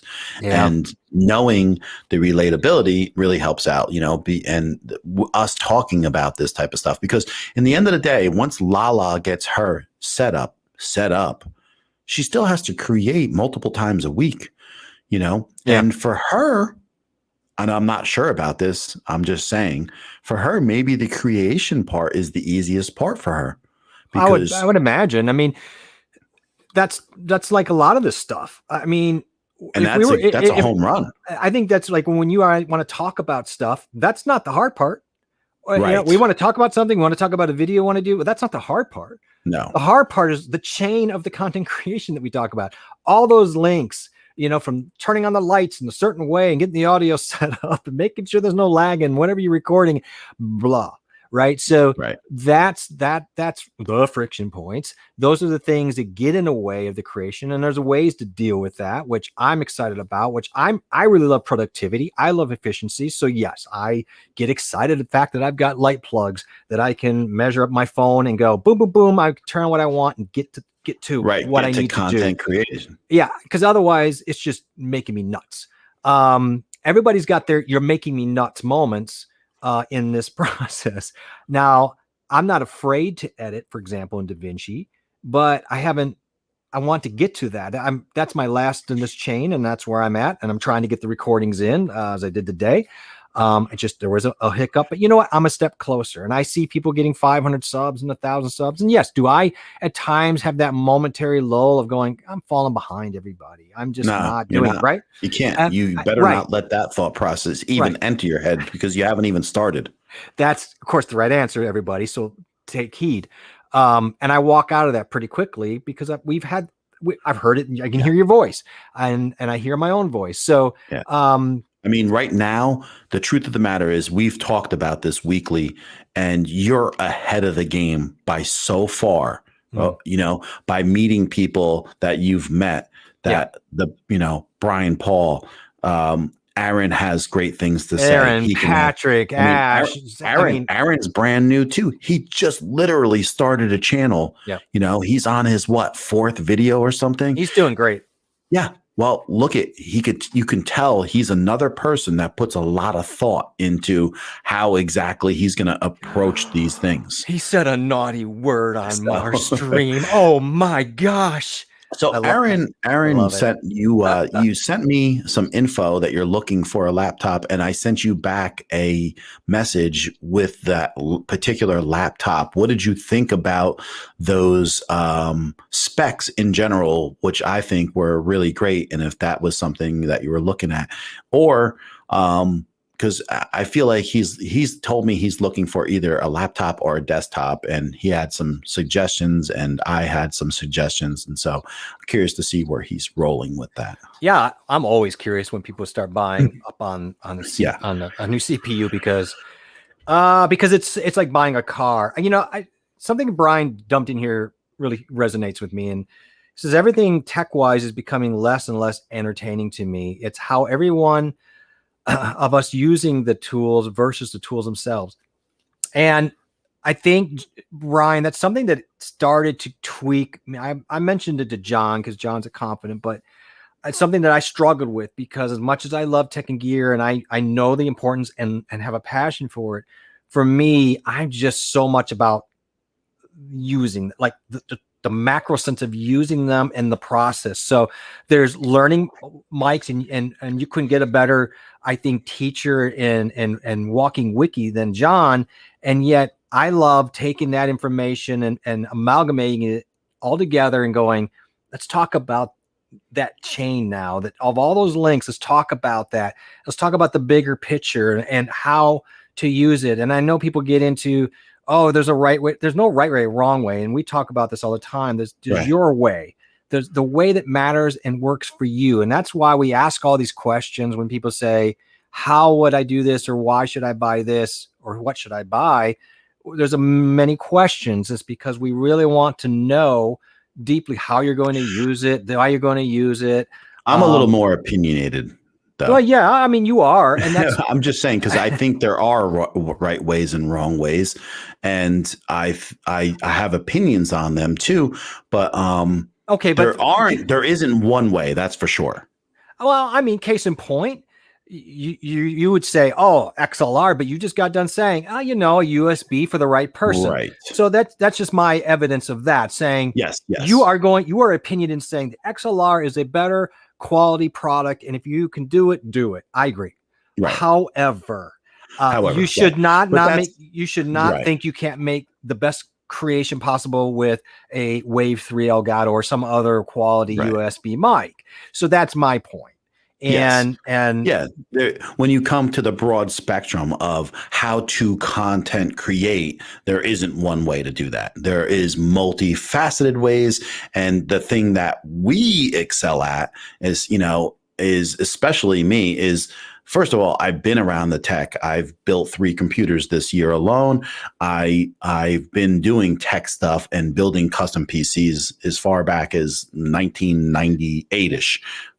So I get excited about tech because even if the Ryzen chips that just came out, and I know they're not cost effective to go and upgrade because really a 15% difference isn't enough for me to make that change. But when it gets to a point where it's about 50%, then that's when I start looking, and then I say, okay, I'll sell the old CPU, I'll take it out, and I'll drop this new one in. And fortunately, and thinking ahead and how you build out your computer, knowing that my motherboard is going to be good for 2 more generations moving forward of CPUs, I can use those new CPUs, drop them in there. And that's valuable. And like, I get excited about that because I'm a tech guy. I'm a tech guy. But back to Brian, what he's saying is how you're going to use those chips. Once you get to a point where you have the tech stuff that you're having, now are you ready to pump out the content? And so I totally know where he's coming from, but I get excited about the tech because I'm just very techie.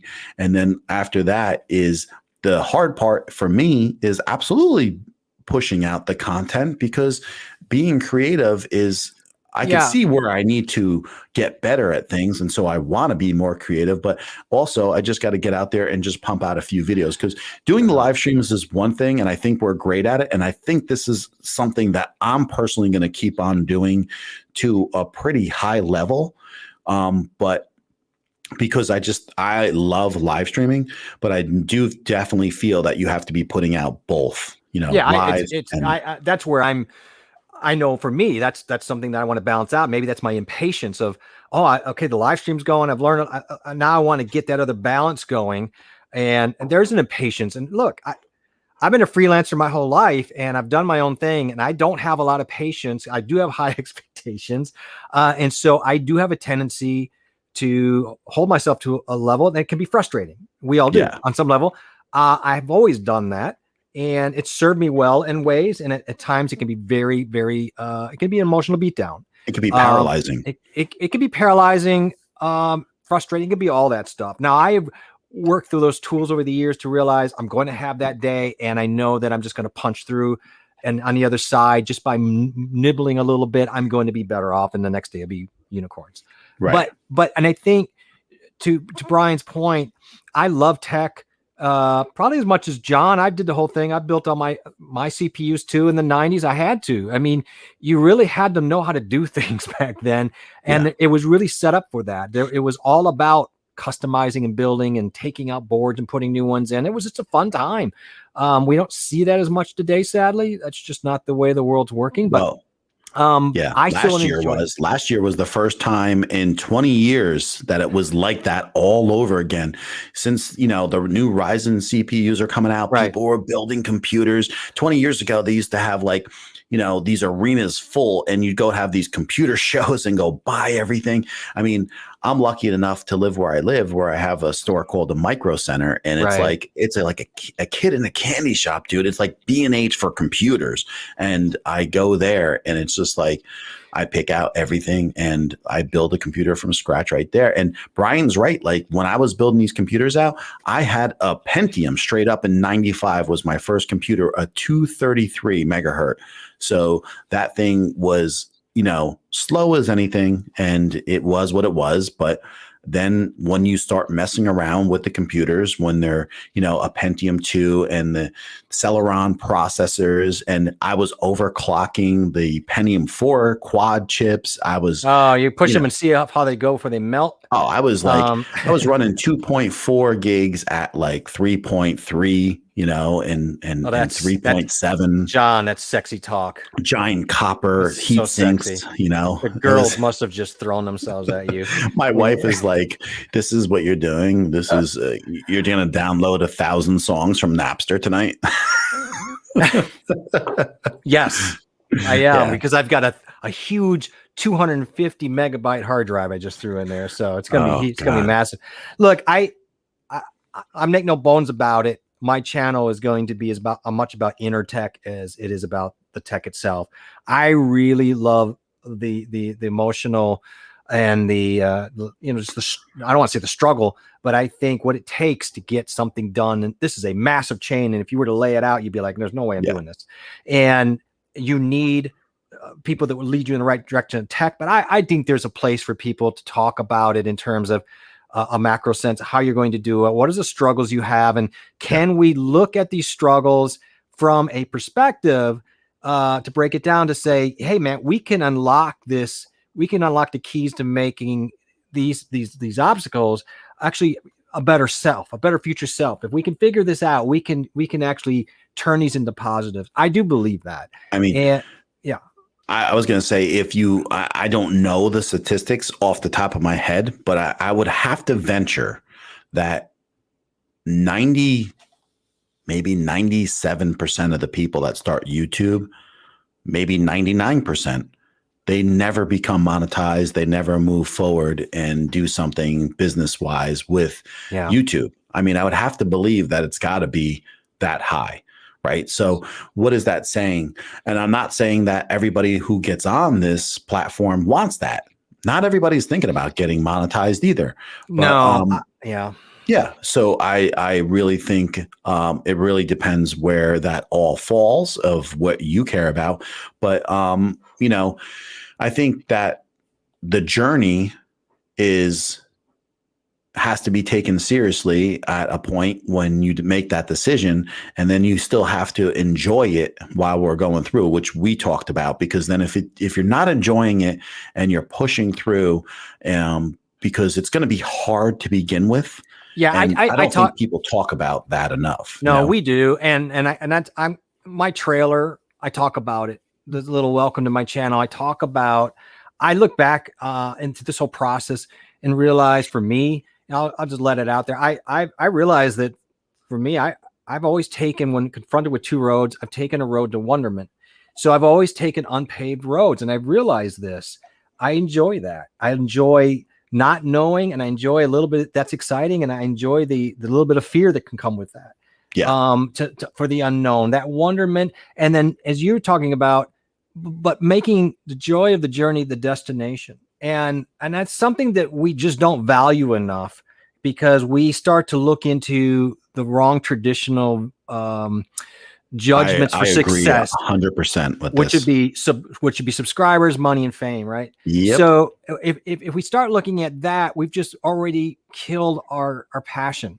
And Right. we kill it because once you kill wonderment and curiosity and joy of it, that doesn't mean we don't want to produce. That's not like we're Yeah. saying just flail around in some journey. That's not what we're saying here. And then when people it takes but a moment for people to see right through people when they're really not passionate about what they're trying to do. Yeah. And if they're just there to, you know, try to sell themselves, it's not going to go far. No one wants, no, everybody can figure that out in a heartbeat. And then when you see somebody that is passionate about what they want to do, and you could tell that it's all about that product and the content that they're putting through. I mean, when you see me on a live stream and we hit a point where someone learned something and someone benefited or someone did their first live stream, I recently had one of Consistent Ashes subscribers. He has a farm, and I forget the name of the channel, but he did his first live stream literally this week, right on the farm, and I caught it, and I get excited about that. Like, I don't know what it is, but I saw that guy's first live stream. Now, this guy's monetized. He's got 2,000-ish or so, 3,000-ish subscribers, but I saw his first live stream, and I just think that that's really cool, and I'm like really excited for that person. And I don't know why I get like that, but I just do. Or if we can help somebody make a great decision on some of the tech or a part that they're trying to figure out, or a camera, or just something where the one day I suggested a different type of lens, and that person was like, oh, they make that for that, and they're like, wow, let me check that out. And I get really excited because I love when it really just triggers some great ideas for people that they didn't think they had, or it can make, the tech is hard to deal with sometimes. It is hard, and people get really frustrated. And quite honestly, it's a lot of people who are creative. They don't want to really be messing around with it so much. There are people who do. And so when you can break somebody, I don't know, we're weird that way that I just, there's nothing that I'm going to be here for. I just enjoy getting some information to people. And part of that for me is, yes, I enjoy the tech and all the stuff that we talk about. But I've always been a supporting role person, and I realized that's because I've enjoyed supporting people. And this is just a different way of doing it. But I enjoy people getting past these obstacles that they have, and there's so many of them here. If it isn't information overwhelming them, it's technical things overwhelming them, or a process overwhelming them. Sure. And I've been through all of that in 20 some plus years doing things on my own. And you just love to be able to help people figure their thing out, because this is, I mean, at the end of the day, we just want more time to be able to do what we love, which is to create. And to what Patrick's saying here is something that's very true. We all have our different strengths, and I enjoy that as well. We also have our different weaknesses, and that is also very interesting. And I don't want to say levels the playing field, because that connotates competition, but what I'm just saying that we all have that in some way. There are a special few people who seem to have more strengths and weaknesses in this, and that's fine. That's unusual. And so, for example, Patrick, he's saying editing for him is the easy part, and for so many people, I think Lala mentions it here in the comments, editing is not an easy part. I think they fear it. I don't fear it. I just haven't been able to get to where I want with it, for example. Yeah. Editing is not hard for me either, but I still want to get better at it. Like, there's no way that, like, when Patrick says it's easy for him, but is it easy to do the things that you want to do? Like, say if you really wanted to do a lot of tricky stuff, can you do it all? And so that's like, I can do all the basic editing, no problem. It's not hard for me at all, but I want to get better. Like, I want to be engaging with my editing. Well, I mean, yes, there's the logistical aspect of using the software, saying I can edit, and then how there's the creative threshold. How creative do you feel you need to be? Some people can be very minimalist and still be creative with it. And then other people depending how want. creative their video is in general. Right. Well, Right. then you're getting to the you got to edit your stuff before you Yeah. put it Us into the tech system. guys, I'm kind of boring on our stuff. So I got to make something exciting. You got to put some talking dogs or something. I don't know, but We got I know do what you we have mean. to catch up on some of this on the sidelines here? Let's see what's going Yeah, let's on. jump in here. I wanted And to back up 1 second. Let me see if I can find it. I want to just say really quick that I see that Aaron's thinking about getting continuous conversation, the G15. Let me know what year you're talking about. Is it a 20 or 21? And there's different levels on that. But I mean, you're heading in the right direction, because that is definitely going to give you a higher end video card, and it's going to give you a higher end CPU. But the one that I had sent you was super cost effective, and you were getting a newer processor in there, having that 5800, I think it was, or the 5600, and with a newer video card. So just let me know which ones. You can even, send me a link or something like that too, personally. That's not an issue. Yeah, it'd be interesting. I'll come back to this, Brian. I thought that was interesting. I saw that earlier too. I want to dip into that question. I thought that was good. I wanted just to pay homage to some people that stepped in here. I know John Pullum stopped in to say he's not sleeping. For some reason. For some reason, I don't know. It's probably all the videos he's doing, going live all the time. He's probably thinking about trying to think his next 10 videos that are purpling. I don't know what it is. And he likes the purple theme. It's not intentional. I'm finding that we just like too many of the same things, like J channels and and purple. I mean, these are just things that work. So it's not like reinventing the wheel, right? When you find things that work, purple works. And I'm in my swivel chair tonight for some reason, because I'm in a temporary spot, but we're going to go with that, and that's okay. And let's see here. We got some highs. We got that going on. For example, everyday tech editing is the bane of my existence. Thus, I love streaming, but I would love to be better at editing. So there we go. And she's amazing at streaming. And what happens is we do that, right? We go, I'm just going to stream. I like that. It's kind of easier. It takes care of itself. It is hard because I don't have a problem live streaming. It was something I'm very natural at. And I'm not struggling at making the videos from that end of it, but I am noticing a clear, obvious, and we all knew there would be difference at the approach and the feel. For me, it's easier to do live. I'm going to have to find a way to be this, not live. And that's going to be a thing. Right. But it's easy to be live for right now. All right. Because this isn't going to be good enough 6 months from now. Like, no, there's no expectation. For you or for me. No. So we know that we want to get better, and we know that our plan is to be better, and we know that we're going to implement like the things we talked about even when we first started. But it's just not going to happen in weeks. It's going to take months, and it's baby steps to get here. But the thing is, us just doing it is improving all the little things. Like when Brian says, what do you do to get ready? And so when you come down 15 minutes early and you're making sure that all your cameras come on, you're making sure your lights are set up. I'm making sure that, that my side lights, because we're always using this equipment either for making videos. So if I'm in here during the day and I have daylight coming through the window, my lights are set up different. And so I have to come in here and reset the lights and get things, in a different position. And so I go through the gamut of making sure that everything's up, and then making sure that my background is of par. And then even in the countdown, when you were going, I jumped up and I turned on some, the little lights in the background. So, and then generally when I'm doing the stream, I like to have that couple minutes of silence before the stream starts, where my countdown is going, and I take a couple deep breaths and I get myself there, because honestly, I think I stressed less when I first started streaming than I do now.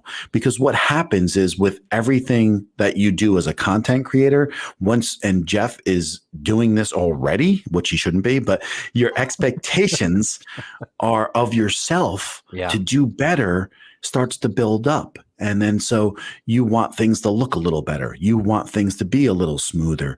And you want, an outro, an intro. And so then you start putting more pressure on yourself. And that's just part of people wanting to get better, right? It's exactly that. And we all have our thing. Brian asked about what do you do to prep, and everybody's different, of course. It depends. So Tuesdays I host. I actually come down here much earlier than 15 minutes. And part of that is because I am doing so much finagling back and forth. I don't trust the setup, especially right now. Like, and as we saw, especially right now, right? I'm a little bit nervous about the setup, so I'm double checking, and even double checking. I've got a music problem for some reason tonight. That we'll hunt down, and we'll document. We've had these issues before. We document them so we can either not make those mistakes later or offer some advice. So or not stress about, because we know it's only a few weeks before maybe we're going to be going to vMix all the time. Well, we got on, and we've had this before. I've literally had no mic about 2 minutes before it's supposed to go on, and we laugh about it. We're like, well, here we are. This is typical MacGyver time. And we laugh and we figure it out because it is not the end of the world. Nope. But for me, I don't know. I don't really need to get into my head and do all that. I mean, part of it is I've been performing my whole life. So for me, that doesn't really bug me, but I do need to, and part of my performance has always been about being very meticulous about making sure I leave nothing unchecked though. So I'm always double checking and having duplicates, and that's just the way I've always done my gear. But here there is so much going on and moving parts that I'm going to stumble a little bit because there's just too much and I'm not quite in the swing of things. I think that's it. Just be as prepared as you can be, but also be prepared for the unexpected and be okay with it. I actually started streaming, but I hit the live in StreamYard, but you got to hit it again. There's 2 times you have to hit live. 2 times, right? And I don't know, got caught behind the camera or something. And so I'm blah, blah, blah, blah, talking, going to town. John's writing me. The music's not working. And I'm just going, having a great out of time. And then I realize I'm not even live. Yeah. And actually, when you mentioned it, I just saw it 5 seconds before. And I was trying to show you the screen. And you held your phone up, and I just started laughing. I'm like, well, we'll just rewind it. Which is okay. It's fine. We're just going to reset and go. But everybody has their own thing. I do get a coffee. Usually it's half of stuff. I get my stuff set. I make sure I kind of mentally go through the flow of how I'm going to start OBS with this. Although tonight I foobarred that, but you do the best you can. I think that's the ultimate, right? You do the best you can. It's a great question though. And and then we just get better at it the next time. And then we'll can StreamYard and go to vMix and have to learn something all new over again. And I'm excited about that. That's okay. I'm actually looking forward to that. So because we know it's going to improve the quality of everything eventually when we learn more and more. It's going to be a work in progress. That's for sure. Yeah. I'm going to catch up here. So a lot of highs to people. Love that. I'm just going to put this up here for the heck of it. Patrick's been building PC since 98. Was that Pentium 3? Was it the Pentium 3 days? That's me. He's talking about me. Oh, okay. Yeah. Yeah. Oh, yeah. Yeah. Okay. Yeah. That was Pentium 2 days. I think maybe 3 just hit that year. Let's see. Is she talking to us? I'm not sure. So I love your streams because I get valuable information about the things that are out there, and then I can decide which one fit my setup and my competence. And I think that's the thing, right? Set up different thresholds for different things and try to give that pros and cons and try to fit the right person with the right. It's like fitting the right person with the right dog. You know what I mean? You don't want somebody having a Great Dane that's like really small and can't hold onto a dog. So that's really and that's weird. When people ask us and that's why it's a big deal when people ask us about a camera and about how well tuned you are with using a camera. A lot of times, Jeff and I, if you're looking for something in pretty much the same price range of the Canon Mark II, will always suggest it, because the Canon M50 Mark II with that menu system for someone that has never had a camera is just going to help them bring content faster to learn that menu system. It's much more intuitive. Now, And that's the thing with a lot of stuff, right? So Yeah, if you don't have a roadcaster, you don't have to learn a roadcaster, and then you could just plug a USB mic in, set your levels, you're done, you're right? gone. You're and on the and way. and then the simplicity is just that, and then you just create. And so depending, for some, that's all they need. I've talked to some pretty big YouTubers. They don't go past an interface, and that's it. Like, none of them are, not every person is out there using a Roadcaster or a Go No, XLR I by mean any means. you may come back. Lala may come back 6 months, a year from now, and saying, "Hey, should I get a Roadcaster? Because here's the deal. I think I might want to have like a little podcast. I might want to have multiple people talking at the same time in a group set. I don't know. So there are, who knows? In my Right. case, I thought about it just because it'd be easier to do direct comparison of mics. Just save That's a some time. fact. Yeah, And that's a so fact. that's one of the reasons I'm really considering that at some point. And that doesn't, with the Go XLR, that is not afforded to me. So, there's a case in point. I have a Go XLR. I think it's been a great fit for the most part, but I can see it not being a great fit down the road if I want to start getting into more and more mic comparisons. Yeah. Um, I mean, you're talking to the choir here, because I almost bought one. The only thing that held me back was the software. That was it. and I would have bought one. rightfully so. And when I do a review on this after, it's going to Whoa. get into it. It's going to get into it. So, Hey, Ed found us. oh my God, I'm trying to keep up. That's Flash in the pan. Yep, I see Flash down here. Because I actually I said hi to them right over before I came here. So at 8:30 or so, I stopped over. I said, "Hey Ed, I'm just about to go start a stream," and just popped in there. And he had a full house going there today. He had like 30 people on that live stream. It was looking good, man. Wow, Ed, congrats, man. Yeah. Good to see you. Thank you so much for stopping and saying hi. That's really fantastic. Yeah, It we matters. got You know what I Patrick mean? here. We got Mr. I Dona know. here. Well, let's we- reiterate something though, really quick. Is whatever we're talking about at this point in time. And usually we talk about something for like the first 20 minutes or whatever, but we'll ramble on about anything. So if someone's coming in here and they're just like want to know something really quick about something, or a question about tech or anything like that, or want to bring up something that may take a little time, who cares? Ask the questions, put the questions in. If you want to get seen even a little bit faster, put a cue in before your question, and we'll definitely look for it. And Patrick is leaving, so good night. All right, Patrick. Have a good nice night. To see you. Nice seeing you. Thank you so much for saying hi and stopping in. Because this is just as much as all your guys' live stream than it is ours. So we're here because of you guys. Yeah. So and look, we learned so much from these streams. Yeah. People bring in some great knowledge, because the truth, as Patrick said, everybody's got these strengths with them and their experiences. Absolutely. And so, drop those nuggets on us. And if we're off in the weeds, I'd like to know. Don't be afraid to step in and tell us, we need to get back in line. And so Aaron's even having an opinion's okay too. We drop an opinion. You don't, maybe you don't like my YouTube sanctioned backlight here. You could tell like opinions, because we're not like one of those people that don't want you to have an opinion. We want you guys to have opinions, and then we can go and discuss those opinions, because I think when hard topics get discussed, we learn more about those things overall. So it's really it's like anything. Once you dig into something, that's when you start finding out some truth, right? So absolutely. It's always nice to kind of dig in. And he laughs, but the easy part for him is overthinking. Well, you know what? Welcome to my world, my friend. You All and of I think the majority of us, right? My goodness, I am the overthinker, king, queen, and joker. Yeah. And Mom followed up that she said, the problem for her is that the gears are really awesome, but if it's too technical for her, then she can't just go for it. She just needs to find something that would be for her fit. I think that's very true. That you're one of those people that we talk about and we recognize that needs something to work. You have bigger aspirations than sitting in and learning a bunch of tech and holding you up. And she's not alone. I think that's the majority of people. I believe that's the majority of content creators. Yeah. Where you and I can get into trouble is we want to create content, but we also enjoy this stuff so much we will overplay. Yeah. And that can be a problem too, I think. Oh, it can be, right.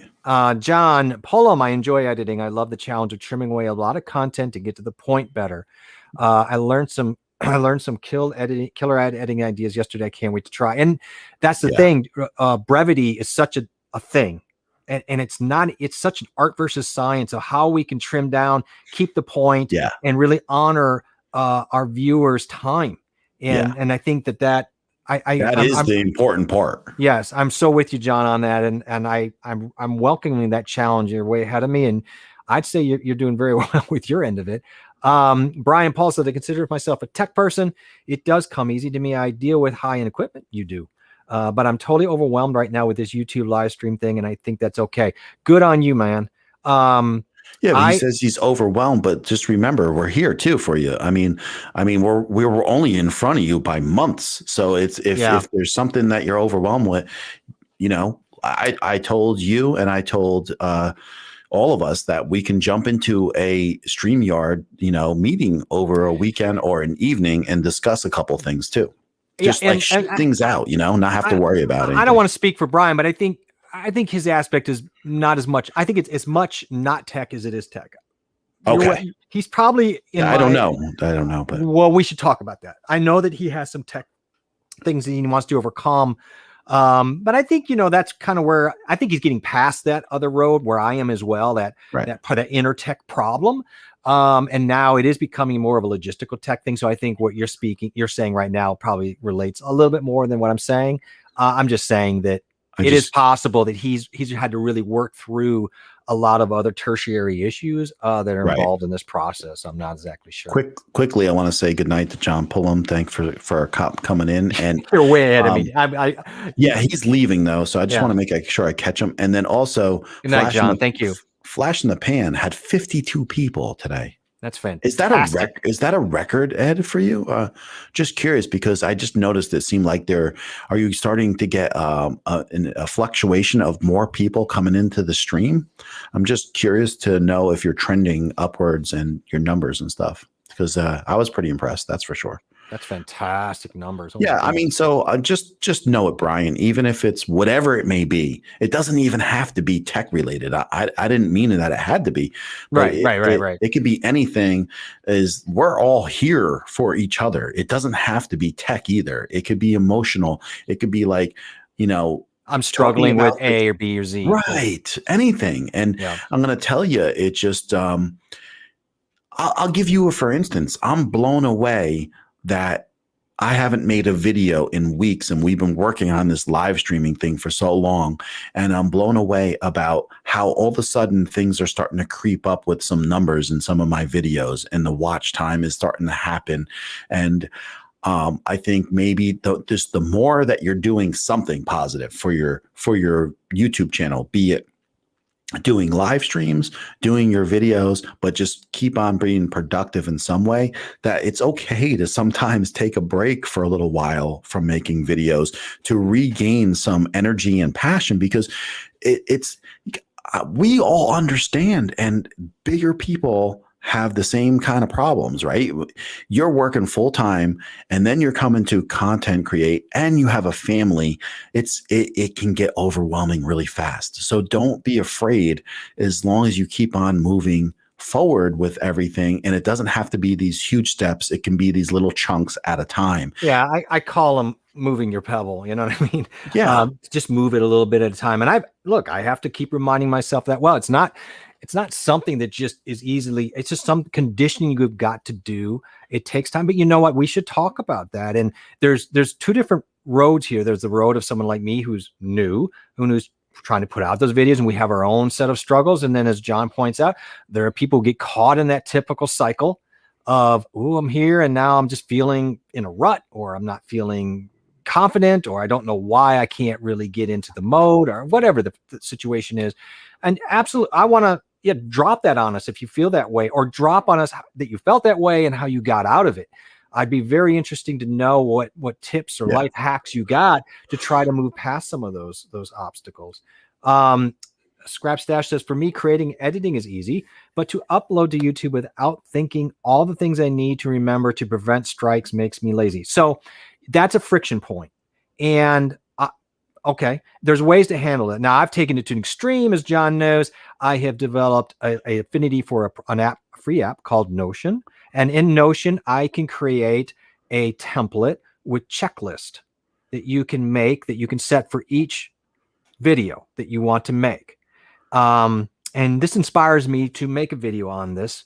If for no reason than for you, because I think it would be a joy to see you find something that could take this friction away from you. And so it'd be nice to be able to, for example, in Notion, you just make an entry for your new video, and then there a template pops up, and you could do this in any.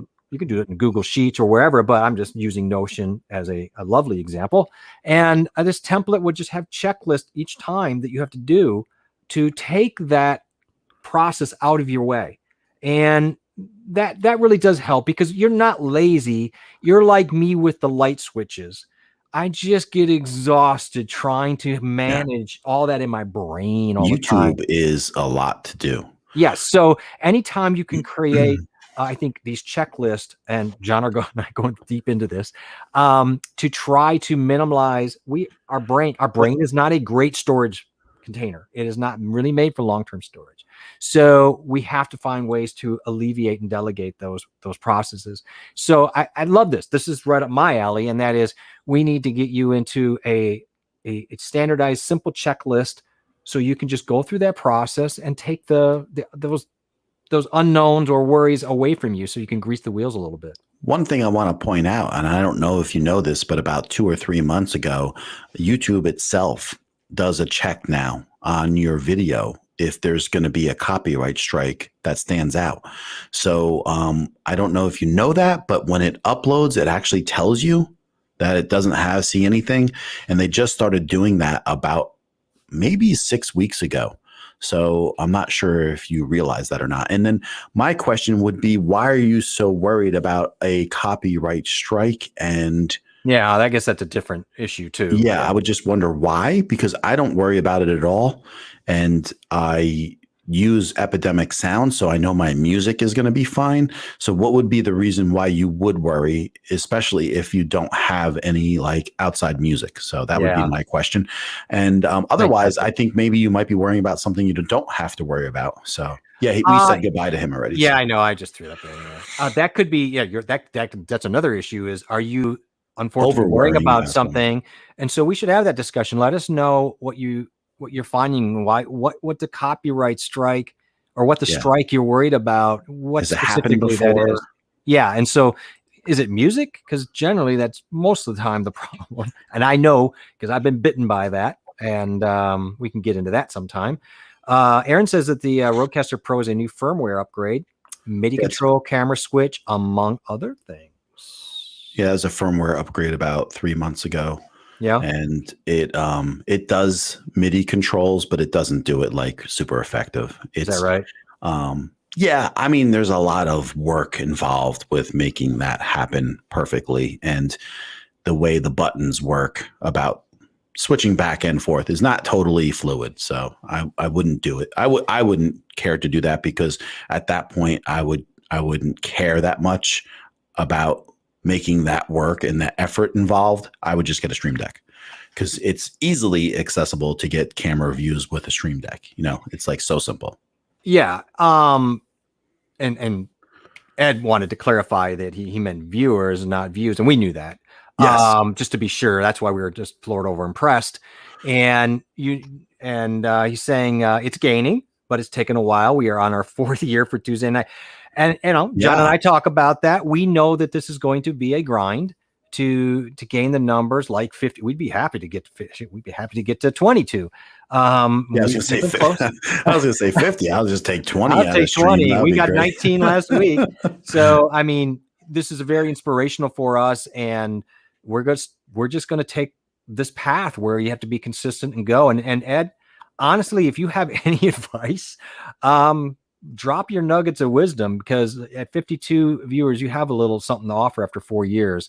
And I've watched his streams a few times, and I think it's like he like he said, it took 4 years. It probably took a while for his type of genre of what they're doing in that kind of effect for people to find him. But it seemed to me like no matter what, though, he just stayed consistent, and then eventually things happen, right? I'm sorry, I stepped on you. Go ahead. I was going to say it's hard. It's what it comes down to is it's just hard work, and then they're putting the time in. Yeah, I mean, look, we talk about it that we know this is going to be a tough road, but Yeah, consistency is the only way. And Ed, let us know if you agree with that. I think you have to just be consistent. At times it's going to feel like a grind. At times it's going to feel like it's easy. right. Today after the holidays, I was behind. Real life got in the way. I had a tough day down here, and it was one of those days where I'm like, oh, God, I almost wish I didn't have to. And I caught myself and I went, no, I'm grateful I get to go on live with John, because John, I adore John. He knows that. And I love what we do. So, I switched it around, but I mean, let me know if you feel that way too, that, it's you got to be consistent. Yeah. Thanks, AJ Lala recommended also to try Notion. Yes, if you guys, let me know if you guys would like me to do. I'm thinking about going in and doing some lives.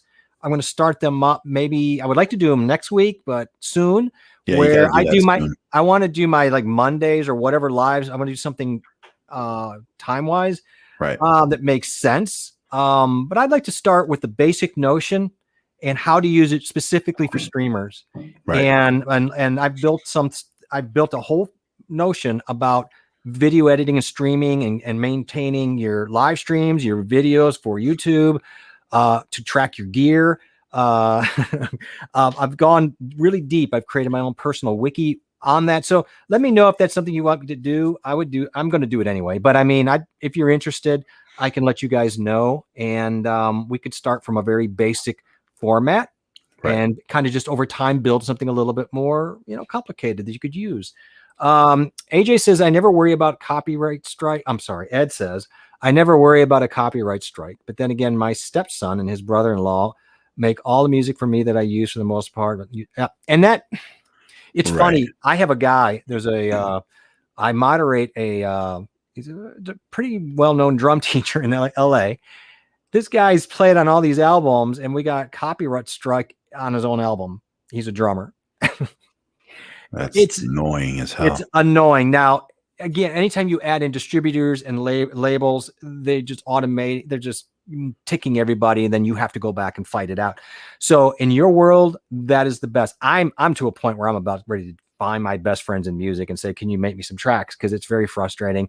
Epidemic is great. You're not going to get hit there. I use Sonata Media and Epidemic. I got hit with Sonata. It's gotten better if they tried to work with me, but it's still a thing. It's Sonata for me. I just can't with you. You need to stop. I'm going to roll my eyes like your wife. Sonata for me. It's Sonata with me, John says. Oh my goodness.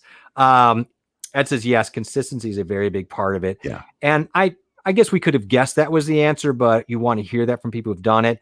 And it's going to be the answer for the videos as well, live, all that stuff. It's great advice. Ed and his crew don't look like they're afraid to work. No, so, I'm sure not. Plus, I have yet to cancel a show in 4 years, and I've taken pride in that. There you are. Yeah, and there you are, and that's why you had 52 people. Come on, 4 years. How many people could say that? I'm telling you, it's one of those things where it's good content, yes, but it's consistency. It's always being there for people. It's allowing yourself to be a static target to be discovered, and too many people want to take these different paths, try different things. They're not consistent, and they're moving targets for discovery. So what you're doing to me is just evidence of what we all should know. And you're an inspiration. So thank you. I mean, I work at least 30 miles away from home for years and years. There was one time I wasn't late for over 3 years. For 3 years straight, I wasn't even late once. So, I mean, I know like the dedication and what kind of worker I am, and to have someone in 4 years not miss a stream, that's just going to show what kind of work it is to put in, and to hear other people say the same exact things where they're not missing a stream, where this is a solid time for them every week and they haven't missed a stream in 2 years. And I think in the end, it makes a big difference. And you take a look at those people and you know why they got there.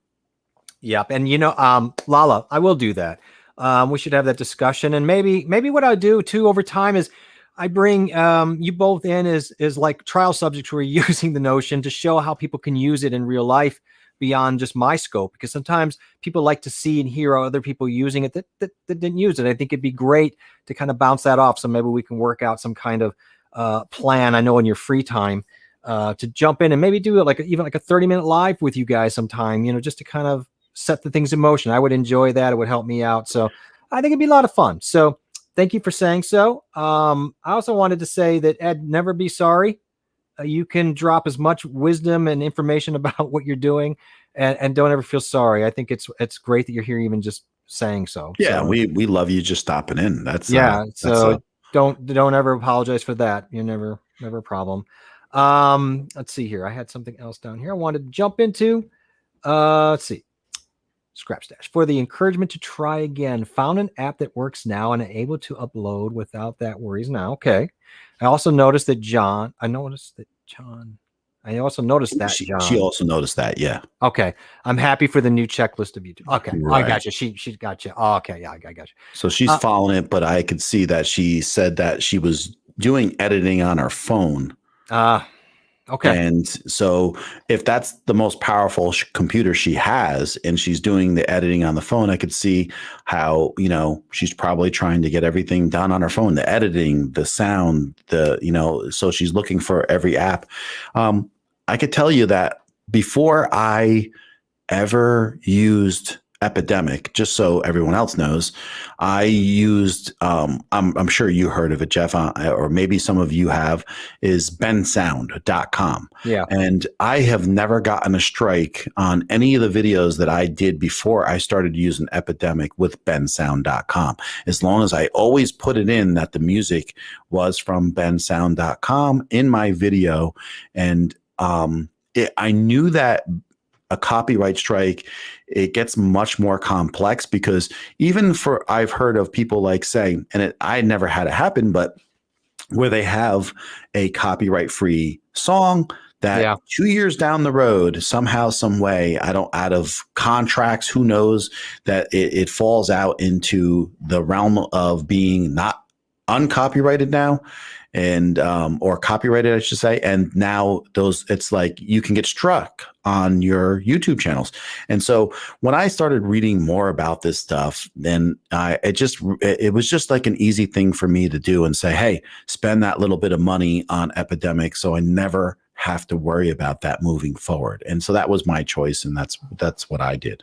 But I get you if you are using stuff that, you got to be careful about it. That's for sure. Sammy, Sammy's in the house. How you doing, Sammy? Yes, you're right, Ed. Sick holiday, no matter. Show must go on. Let's go and see that. And that's the attitude. There's not a lot of people like that anymore. So no, there's not. And I think, look, that just goes to show, though, I think people have to understand that you may have struggles. You may not be in the best place here or there. But if you just keep going, if you keep nibbling, if you keep moving, it builds very fast on itself. And I don't like that people fall out and have attrition rate, but it's a high attrition rate here. I just want to just push and go, Ed, do you have a set time that you go lengthwise? Like, I know you have a set time that you start, but do you have a set time for when you end your streams? If things are happening and flowing, or do you have a set amount of items that you're dealing with in a night? I was just curious to see how that flows all the time, because a lot of times, we'll talk about just stuff, and if there's people here and we're flowing, and part of it has to do with we're new at streaming. Just remember, people, that we both started streaming in the last couple months. Right. I think I hit last week my 3-month anniversary streaming. So for us to spend more time on the streams, dealing with people, talking about topics, it is all a learning process. And the more you do, the better you get at it. And so we'll go on with the stream, if there's people interested. So absolutely. Yeah, exactly. Let me know. So Aaron says, Heather, yep. Heather Ramirez was talking about it, because we were both. I saw that. I mean, I follow, she's got some good stuff on it. Ali Abdal has got some great things on Notion. I'm a big fan of a few people who use Notion. It's something that I have always been into productivity software. It, for whatever reason, gets me excited is John with mics. I used to write my own software. I've written CMS softwares for websites because I just enjoy wrangling information. I don't know why. It just love it. I enjoy it. And Notion, and I see right away down here, he makes a comment. Where is it? He'd never heard of Notion before, but he's not using Trello anymore. And my point is, I love Trello, but it's so limiting. And I'm not exactly sure what your breaking point with it is. Evernote's great for long-term archiving and things like that. But the truth of it is, Notion is Trello, Evernote, and many other things all in one. And what I love about is its relational database capabilities, and that's a game changer. Well, I'm excited about it, and Trello was dead to me, sadly, because of that. And there are Kanban boards in, just like in Trello, and Notion, so you can look at the same tables in that format and use that as well. It's very deep, and I shouldn't go too deep in it tonight, but that's well, Heather, no, I mean, you got to save it for a real live stream for you to do, and plus, there's people waiting for you to tell us so. But the thing that Heather was saying today about Notion was it is the first thing that she's actually stuck to. Yes, I hear that a lot, and it's the first one where I didn't. I mean, I'll stick with things. I stuck with Trello for a long time and Evernote, but Notion to me. And my wife said it to me yesterday, Jeff. What'd she say? She said the same thing. She's that she stuck with it. My wife said I have to get started with Notion. She's told right. me. She's right. You need to start. She's like, you got to talk to Jeff, and we have to make a plan, and you got to start teaching yourself. And so was saying that too. So I'm excited to get into the Notion game, and I've deep dived into it. I learned it pretty quick, and they just came out with sync templates. Oh, you want to talk about getting excited? Sync blocks in Notion. When that came out last week, boy, did I just it was like a party. And so that's a new thing that they added. I'm really excited about. Ed says 2 hours for the most part. Sometimes we'll go in overtime. Guess is good. Yeah, well, John's not good, but I mean, I'm going to keep him on no matter what. And, we talked about it. I don't know what the appropriate time is. I mean, you just said it earlier, like, you just go until you go. And right. And he even said tonight, if you see right there, right? What did he go tonight? He says even longer. Yeah. Yeah. If I guess it's not really good communicator, we will end the show early, about an hour and a half. But most of the time around the 2 hour mark. I respect that. I think that's a perfect amount of time. But tonight he did 2 hours and 40 minutes. Right. Yeah. I mean, that's like, the thing is, he's been doing, like, first of all, right? Him doing a live stream for 4 years. Yeah. He's way ahead of the curve. Right. Yeah. So, God bless him, because, I didn't know anything about this till a year ago. Right. Right. Blaze the trail. Yeah. I wanted to do YouTube back in 2008. I thought that was way ahead of the curve, but I was like overwhelmed by the tech back then, the camera work. And, I was like, I bought here's the GoPro. Here's a GoPro. I don't know how long ago I bought this thing. I thought I was going to use it. It's like a GoPro 4, and this was like my second attempt of like finally getting a GoPro to put on my motorcycle. I did like 2 or 3 videos, and then I had my accident 4 years ago, and I never used it again. So I'm selling that GoPro 4, by the way. So I blame that camera for the accident. We should get rid of it. Yeah. Well, it was just like, I was like, finally, I'm going to do something with this YouTube. And I thought I was going to get started, but it's hard to get started, and finally I did it, and that's the great part. But the live streaming, I don't care. Like Doc Rock was talking about this. He's like, stop getting on people's live streams and tell people that, oh, you guys been live streaming for 2.5 hours. He's like, that's just rude, first of all. And you know what? People that don't know what it takes to live stream, those guys are out there, and the longer they stay out there, they're better they're getting, and they're honing their craft. And that's the way I look at it, no matter what. So that's just always the way, I think. And there's one thing, there's sticking to it, and Ed would probably jump in and say the See, same this thing. gets me passionate. I know, me too. So there's grinding, and you can relate it not just to live streaming, but it could also be just to making just standard videos on YouTube. Right. So don't take it as just a streaming point, but Right. there's the grind, there's the consistency. But I guarantee you that Ed's always looking for a nugget of something to juice up, to improve on, to change. You know, that's the thing. You know, and there's certain things you don't want to change because people really get kind of used to something, set in a way, right? Set in their way. So that's the thing, you know, like I've moved my desk. I don't think anybody really cares. Now I'm here temporarily. I might create back and forth just to have fun. I like both views, but I'm gonna, you know, I'm guilty. I haven't really gone into Ed's lives yet. I'm going to, because I just think there are certain people that are right ahead of you that you go, I really want to see what they did. How did they get where they got there? It's proof. You know what I mean? And he did it that way. He did it the hard way. He a lot of work. Aaron says that that sounds promising. Notion. Thanks, Jeff. Yeah. It's really beyond promising. And I'm really looking forward to doing something like that. And there's other software, but that's the key software for productivity and what we can do. It's made for video edit boarding. It is made to do this for people. So let's get a hold of it. And Danielle is right to get John and spank him and tell him he has got to be a Notion baby. Yeah, I have to, because I know that I'm going to be working hard to get myself in some kind of order. And on top of this, you better put in your Notion a date when you're going to go and do your first Notion. Okay. It needs to get done.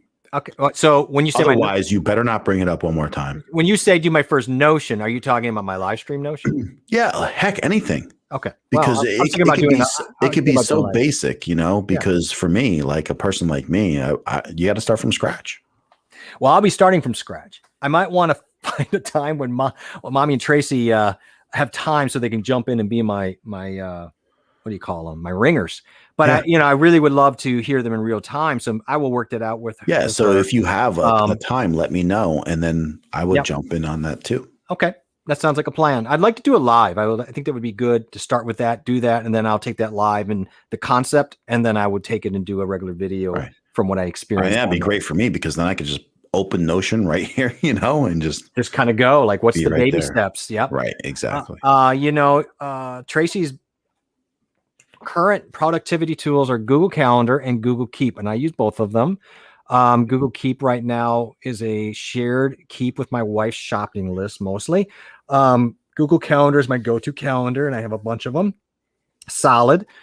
Notion is something I'm excited to try because I like to see a strike through my task. That's what my wife said. My wife said the same exact thing. People love to see that satisfaction out of that. Like, and I won't get into it now because we got to do a lot, but there's certain, you can toggle so many, you can create any view you want on the same view data. And it's lovely. You can create a home dashboard with stuff and bring things in you want, create projects that are tied to your task. It sounds complicated, but the love of it is it's not. And that's the joy of this whole thing. It is not complicated as long as somebody can kind of maybe guide you a little bit. But it's super, super powerful, and I enjoy it to be able to be anywhere on any device and add. I got to tell you, I found these three. I won't tell you which ones they are, but I found some really killer. I found some really killer. I found some really killer extensions on Chrome for Notion that take Notion into a whole new sphere. It's been amazing.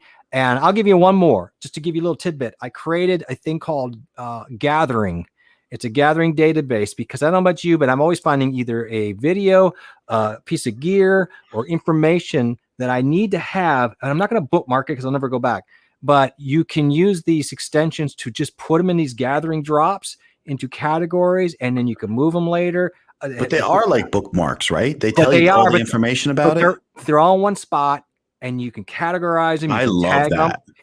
It takes 1 second to save it, and you move on, and it's just beautiful. Gets me excited. That stuff gets me excited because, and I told you this, is because when you're doing a live stream like this, and when we get bigger and bigger, right? Yeah. You got to think about when someone goes, "Hey, John," like Aaron a couple weeks ago asked me about, "Hey, do you have a link to these lights back here?" Right. Dude, you jump in that and then you go and just type in lights and then the lights come up and then you go, here's the link. Boom, slap it right into this live stream. I did And that last week. yeah, you did that last week. Yeah. And that's like, eventually I want to be that effective, you know, The search functions in those tables is ungodly fast and sweet. It is so powerful to be able to find what you need of all that data, as opposed to these book things you got here and Trello save it. It's just, I've gone down all that software. It's Right. fine, but it is garbage when you're trying to manage the amount of overhead that we are trying to manage in this world and on what we're trying to do. It is not. No, that's understandable. I get it. No. There was something somebody said here. Yes, we will work that out. Mama, I think I mentioned that. Jeff. Ed says that live streaming is hard.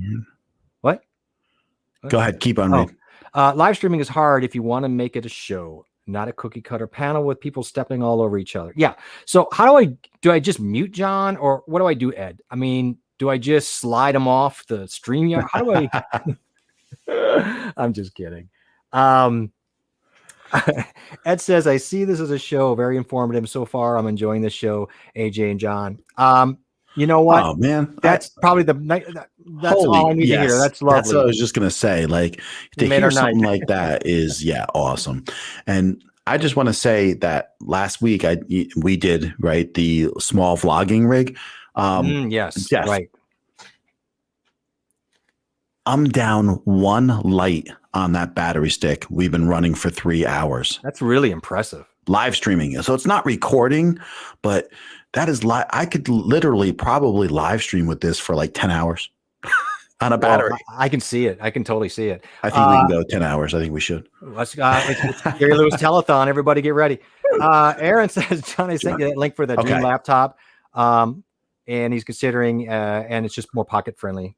Just passing that along. Okay, good. I'll take a look at that. He's already downloaded it. Get that on your phone and your tablet as well. Make sure it's on everything. And I'll get you the. I'll get the. You know what? I'll do something quick soon on the Chrome extensions. You'll probably find them anyway, but that's okay. And Brian, yes, Ali Abdal is amazing. He's my go-to, as is Frank. You'll find him probably connected. They're kind of co-conspirators on Notion. Both those guys are fantastic. I've seen probably all of those. And I would say if you want to check into Ali Abdal, he's amazing. He's got a bunch of other things about life and balance, and he really speaks to me on that in that world. So he's definitely an influence on what I'm thinking about for my channel. I see the potential, and I'd love to see your workflow, and that's great to hear. And you will see the workflow, and so do I. And that's the thing. Like, I just see how it can affect our stream and be much more effective. So it's going to affect your YouTube videos that you're making also, and it's definitely going to be better in the long run. Which I won't go overboard with it, because I know people, they overthink a lot of things. But I just need, even if I was to use it for, well, we'll see where it goes. Who knows? I could get wrapped up into it, and then it could be so effective for me where it really makes everything flow from when I wake up until I go to sleep. So who knows? Yeah, you can do that. And the beautiful thing about, I think, something like Notion, and because I know it, or inside and out. But the beautiful thing about that is, because it is a relational database, and if you know what that means, it just means we can pocket all sorts of tables of data in different worlds and relate them. And the power of that takes it away from these linear type tables or some unspeakable hierarchy that they just don't even engage each other. This is something that creates webs upon webs of threads. And so, yes, you could be dealing with some personal life thing and work, and they can all be tied together in some way if you wanted them to be. But the bigger thing is, I think you start with, what is your primary need? And I think our needs, and what I've been dealing with, is live stream prep. The reason I do, and Ali Abdal covers this as well, and he's got a template, one that I think I've used and made my own too. He offers for free for that, is that using it for video editing. And so, you create your list of drops of ideas, and you turn those ideas for videos into an actual scheduled video. And then inside there, you'll be able to have template that will walk you through building out your video step by step with different options. It just creates, instead of having a blank canvas every time you sit down to do a video, you will have some things already prepped and going in kind of a batch process way. So you have something to kind of stimulate you as well. And then also it's a great place to drop source your gathers. So I think that's the biggest deal. So anyway, that was kind of a long-winded thing. No, it's good information. Don't be sorry. He's done with his post-production. Ed, that's fine. Yeah, I'm JA. But you know what? I get that. And sometimes I think AJ. It could be a typing thing too, because I would do that backwards. AJ is a very big name, and I'm not offended because I sometimes say it on accident. JA is a weird kind of backwards thing for people. But anyway, he's done with his post-production for now. And enjoyed being here. We've enjoyed having you. But I have to wake up at 4:30.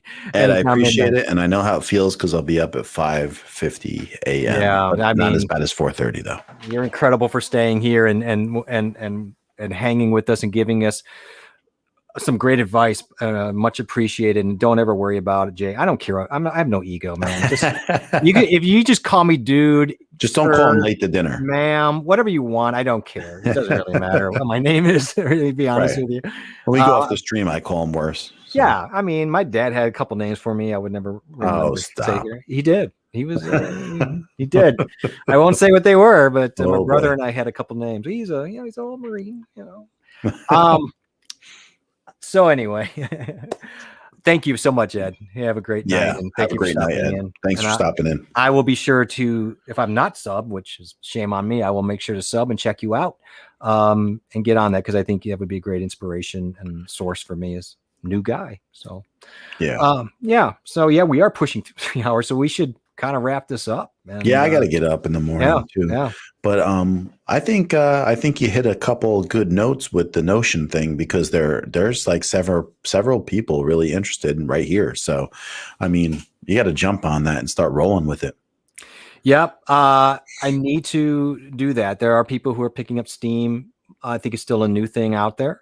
Yeah, absolutely. I have a huge interest in it, and so I definitely. That's what got weird too. As I was going to do my thought on my whole stuff was, God, I'm moving out of a little bit of tech focus. Is this weird? Is this okay? And then I'm just like, yeah, productivity is fine. I think productivity is very important for this environment. Yeah, but listen, like, I'm coffee talking tech, right? Yeah. And I don't pigeonhole myself to just the tech. That's right. True. So it's coffee talk for the reason is we can have a coffee talk about anything related to YouTube streaming. So that could be productivity in our making of our videos, or the way we set up our streams, the way we run our life every day. So it could be anything. So as long as it's relatable to the YouTube and the streaming and stuff like that, I think we have this big giant realm. So we're not pigeonholed in any way. No, I think people spooked me a few months ago, and really were telling me over and over and over, oh, you're just too broad. You're too broad. You're too broad in your content, And I think I just listened too much to that. Yeah, but I think, listen, here's the thing. When I had, good night, Aaron. Thank you so much. Aaron. Thanks for stopping in, and we'll talk more, and we'll go back and forth about what you're looking at. And here's the thing that I wanted to say is that you got like D. Niman and Daniel Battelle were looking at me, and they were saying like, I have this vibe or question. Are you like more dedicated to like the streamers? And I told you this before, streamers and the YouTubers. Is that who you want to focus on helping? And I felt like I wasn't really sure. I didn't really think about that in too much depth, really. But as it comes about more and more, I feel like maybe that's kind of what I'm made for. And so I kind of went that realm with that whole thought process. Like when I make a video and it's about the M50, there are going to be everybody under the sun just looking at it, right? It doesn't matter if they're a content creator or not, but it's going to help content creators make a decision if it's for them, especially if it's twisted towards that video and kind of, about using it for YouTube videos and stuff. But the thing is, Coffee Talk and Tech can be anything related to making you do the videos and the streaming easier. Whatever can make the flow better, be it emotional, physical, spiritual, like all these things together, like where we could sit down some days and just talk. And it's not about tech. It's about your mindset. What's your mindset? And we do this already. Yeah. So it's not like we're going to get to it. We're already doing it. And we've discussed these types of things. And I don't think we're going to ever have to worry about pigeonholing ourselves about just tech. We organically fell into it because of our interest and our different experiences. And I think that's the best thing. I think we were just very fortunate to do that. And then we attracted some this has been a fun conversation tonight. And got away from tech in a way that's kind of fun too, just because it shows that this can be so much more, and it can be about the psychology also of what everybody is dealing with. And I really hope we could find a way that we can make it very safe for people to feel they can open up about their struggles and some of the things obstacles we find on our Passion Quest walkabouts. I think it really would be great if we could have honest conversations about that. Jeff, this just goes back to the same thing that we've been talking about from almost day one is building a community within ourselves. Like when we go live streaming every week, twice a week, and we talk about the various things, we are building the group of people around us with a lot of the like values and the like ideas of wanting to improve in like situations.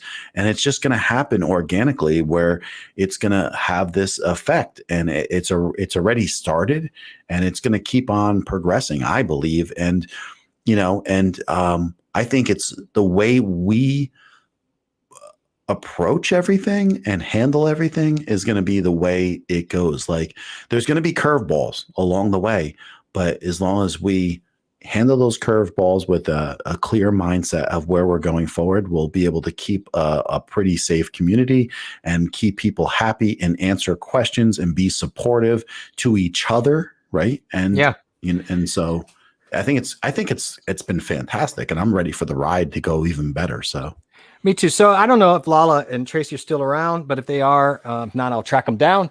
Just let me know what time works for you guys. I know you both are very busy and have a different time schedule. So let me know. We can work out a live that can fit in everybody's schedule for Notion. We'll do a little basic intro, kind of just get a little what's this about, and we'll kind of introduce YouTube and Notion interested people, and we'll go from there. So all right, man, it's been a real fun night, and I didn't expect to do 3 hours tonight, but that's the best night. Sometimes you just do 3 hours. I'm always ready for 3 hours. I'm not saying I wasn't ready. I just thought, coming off the holiday, I love streaming, so it's okay. I do too. I would go 5 hours, but I'm just saying, coming out of the holidays, sometimes it's a little rough because people are a little bit burnt, or they're just discombobulated, and I was, and so I wasn't really sure if I. But the Notion talk actually took it for the next 40 minutes. It was. It's definitely people are interested in knowing how to organize their life in a better way. Thank you, Marlene. That's really nice. Thank you. Yes. That. There's 12 hours apart. Yeah. Okay. Well, I have to do the math, but I know you're awake in the morning here, so I have to figure that out. When you're 8 a.m. is your 8 p.m. So, I mean, it could be like something, you would have to go late like this, and then it would probably fit her, like 9 o'clock or something would probably fit her, them. Yeah, that's what I suspected. So we'll work that out, I think we'll figure that out. Let me know too. And I'm sure if you're going to do a live stream, you're going to do public, right? So yeah, it's going to be just public. Anybody, just give me a heads up right away too. So, I don't check your channel every day. So, wow. That's it's not passive aggressive at all, people. Did you see that? Jeez, that's rough. Oh, stop. I I gotta I check everything. night, Marlene. Thank you. We'll This see is you. how I catch so many people's streams. You kidding me? It is exactly the way. And I want to thank everybody for coming tonight. I don't have music for the outro, so But because I go ahead. I didn't get a notification that you went live. That's There what was bothered all me sorts today. of goofy stuff going. I don't know why. Not it doesn't happen to everybody. It's been a thing that's been happening and I not mean, happening. I don't get a notification for everybody that I'm subscribed to either. It's really No, I know. 30% or something weird. Like it's not a Yeah. high number. And then the other issue is depending on how many other, like you only get so many notifications a day or something. It's a weird concept. So maybe it was All just a right. numbers game, but we'll figure it out. And I'll get my Well, music. thanks for a good stream, and thanks Yes. everybody for coming Thank you. out. I had a blast. So Thank you, John, so much for hanging with me tonight, like you do. And I'll see you Thursday at 9 o'clock Eastern time. yeah, We will get some of that coffee talk tech on, and I'll let you ride the bull. yeah. I'll sit here calmly and put my nuggets of information in, and Just we'll have a good day. chillax. We'll chillax, have a good time. Thank you, Right. everybody. And John's going to sing on the way out because the music is broken tonight. So Happy trail. there we go. I'm going to get this right. Mhm. Hang on a second. Should I just put you live? No. All right, everybody. Thank you so much. We will see you this Thursday. And for you guys that hung around, I want to thank you again. And I will note to you Notion persons when we'll work up a time. Anyway, till then, have a good night, everybody.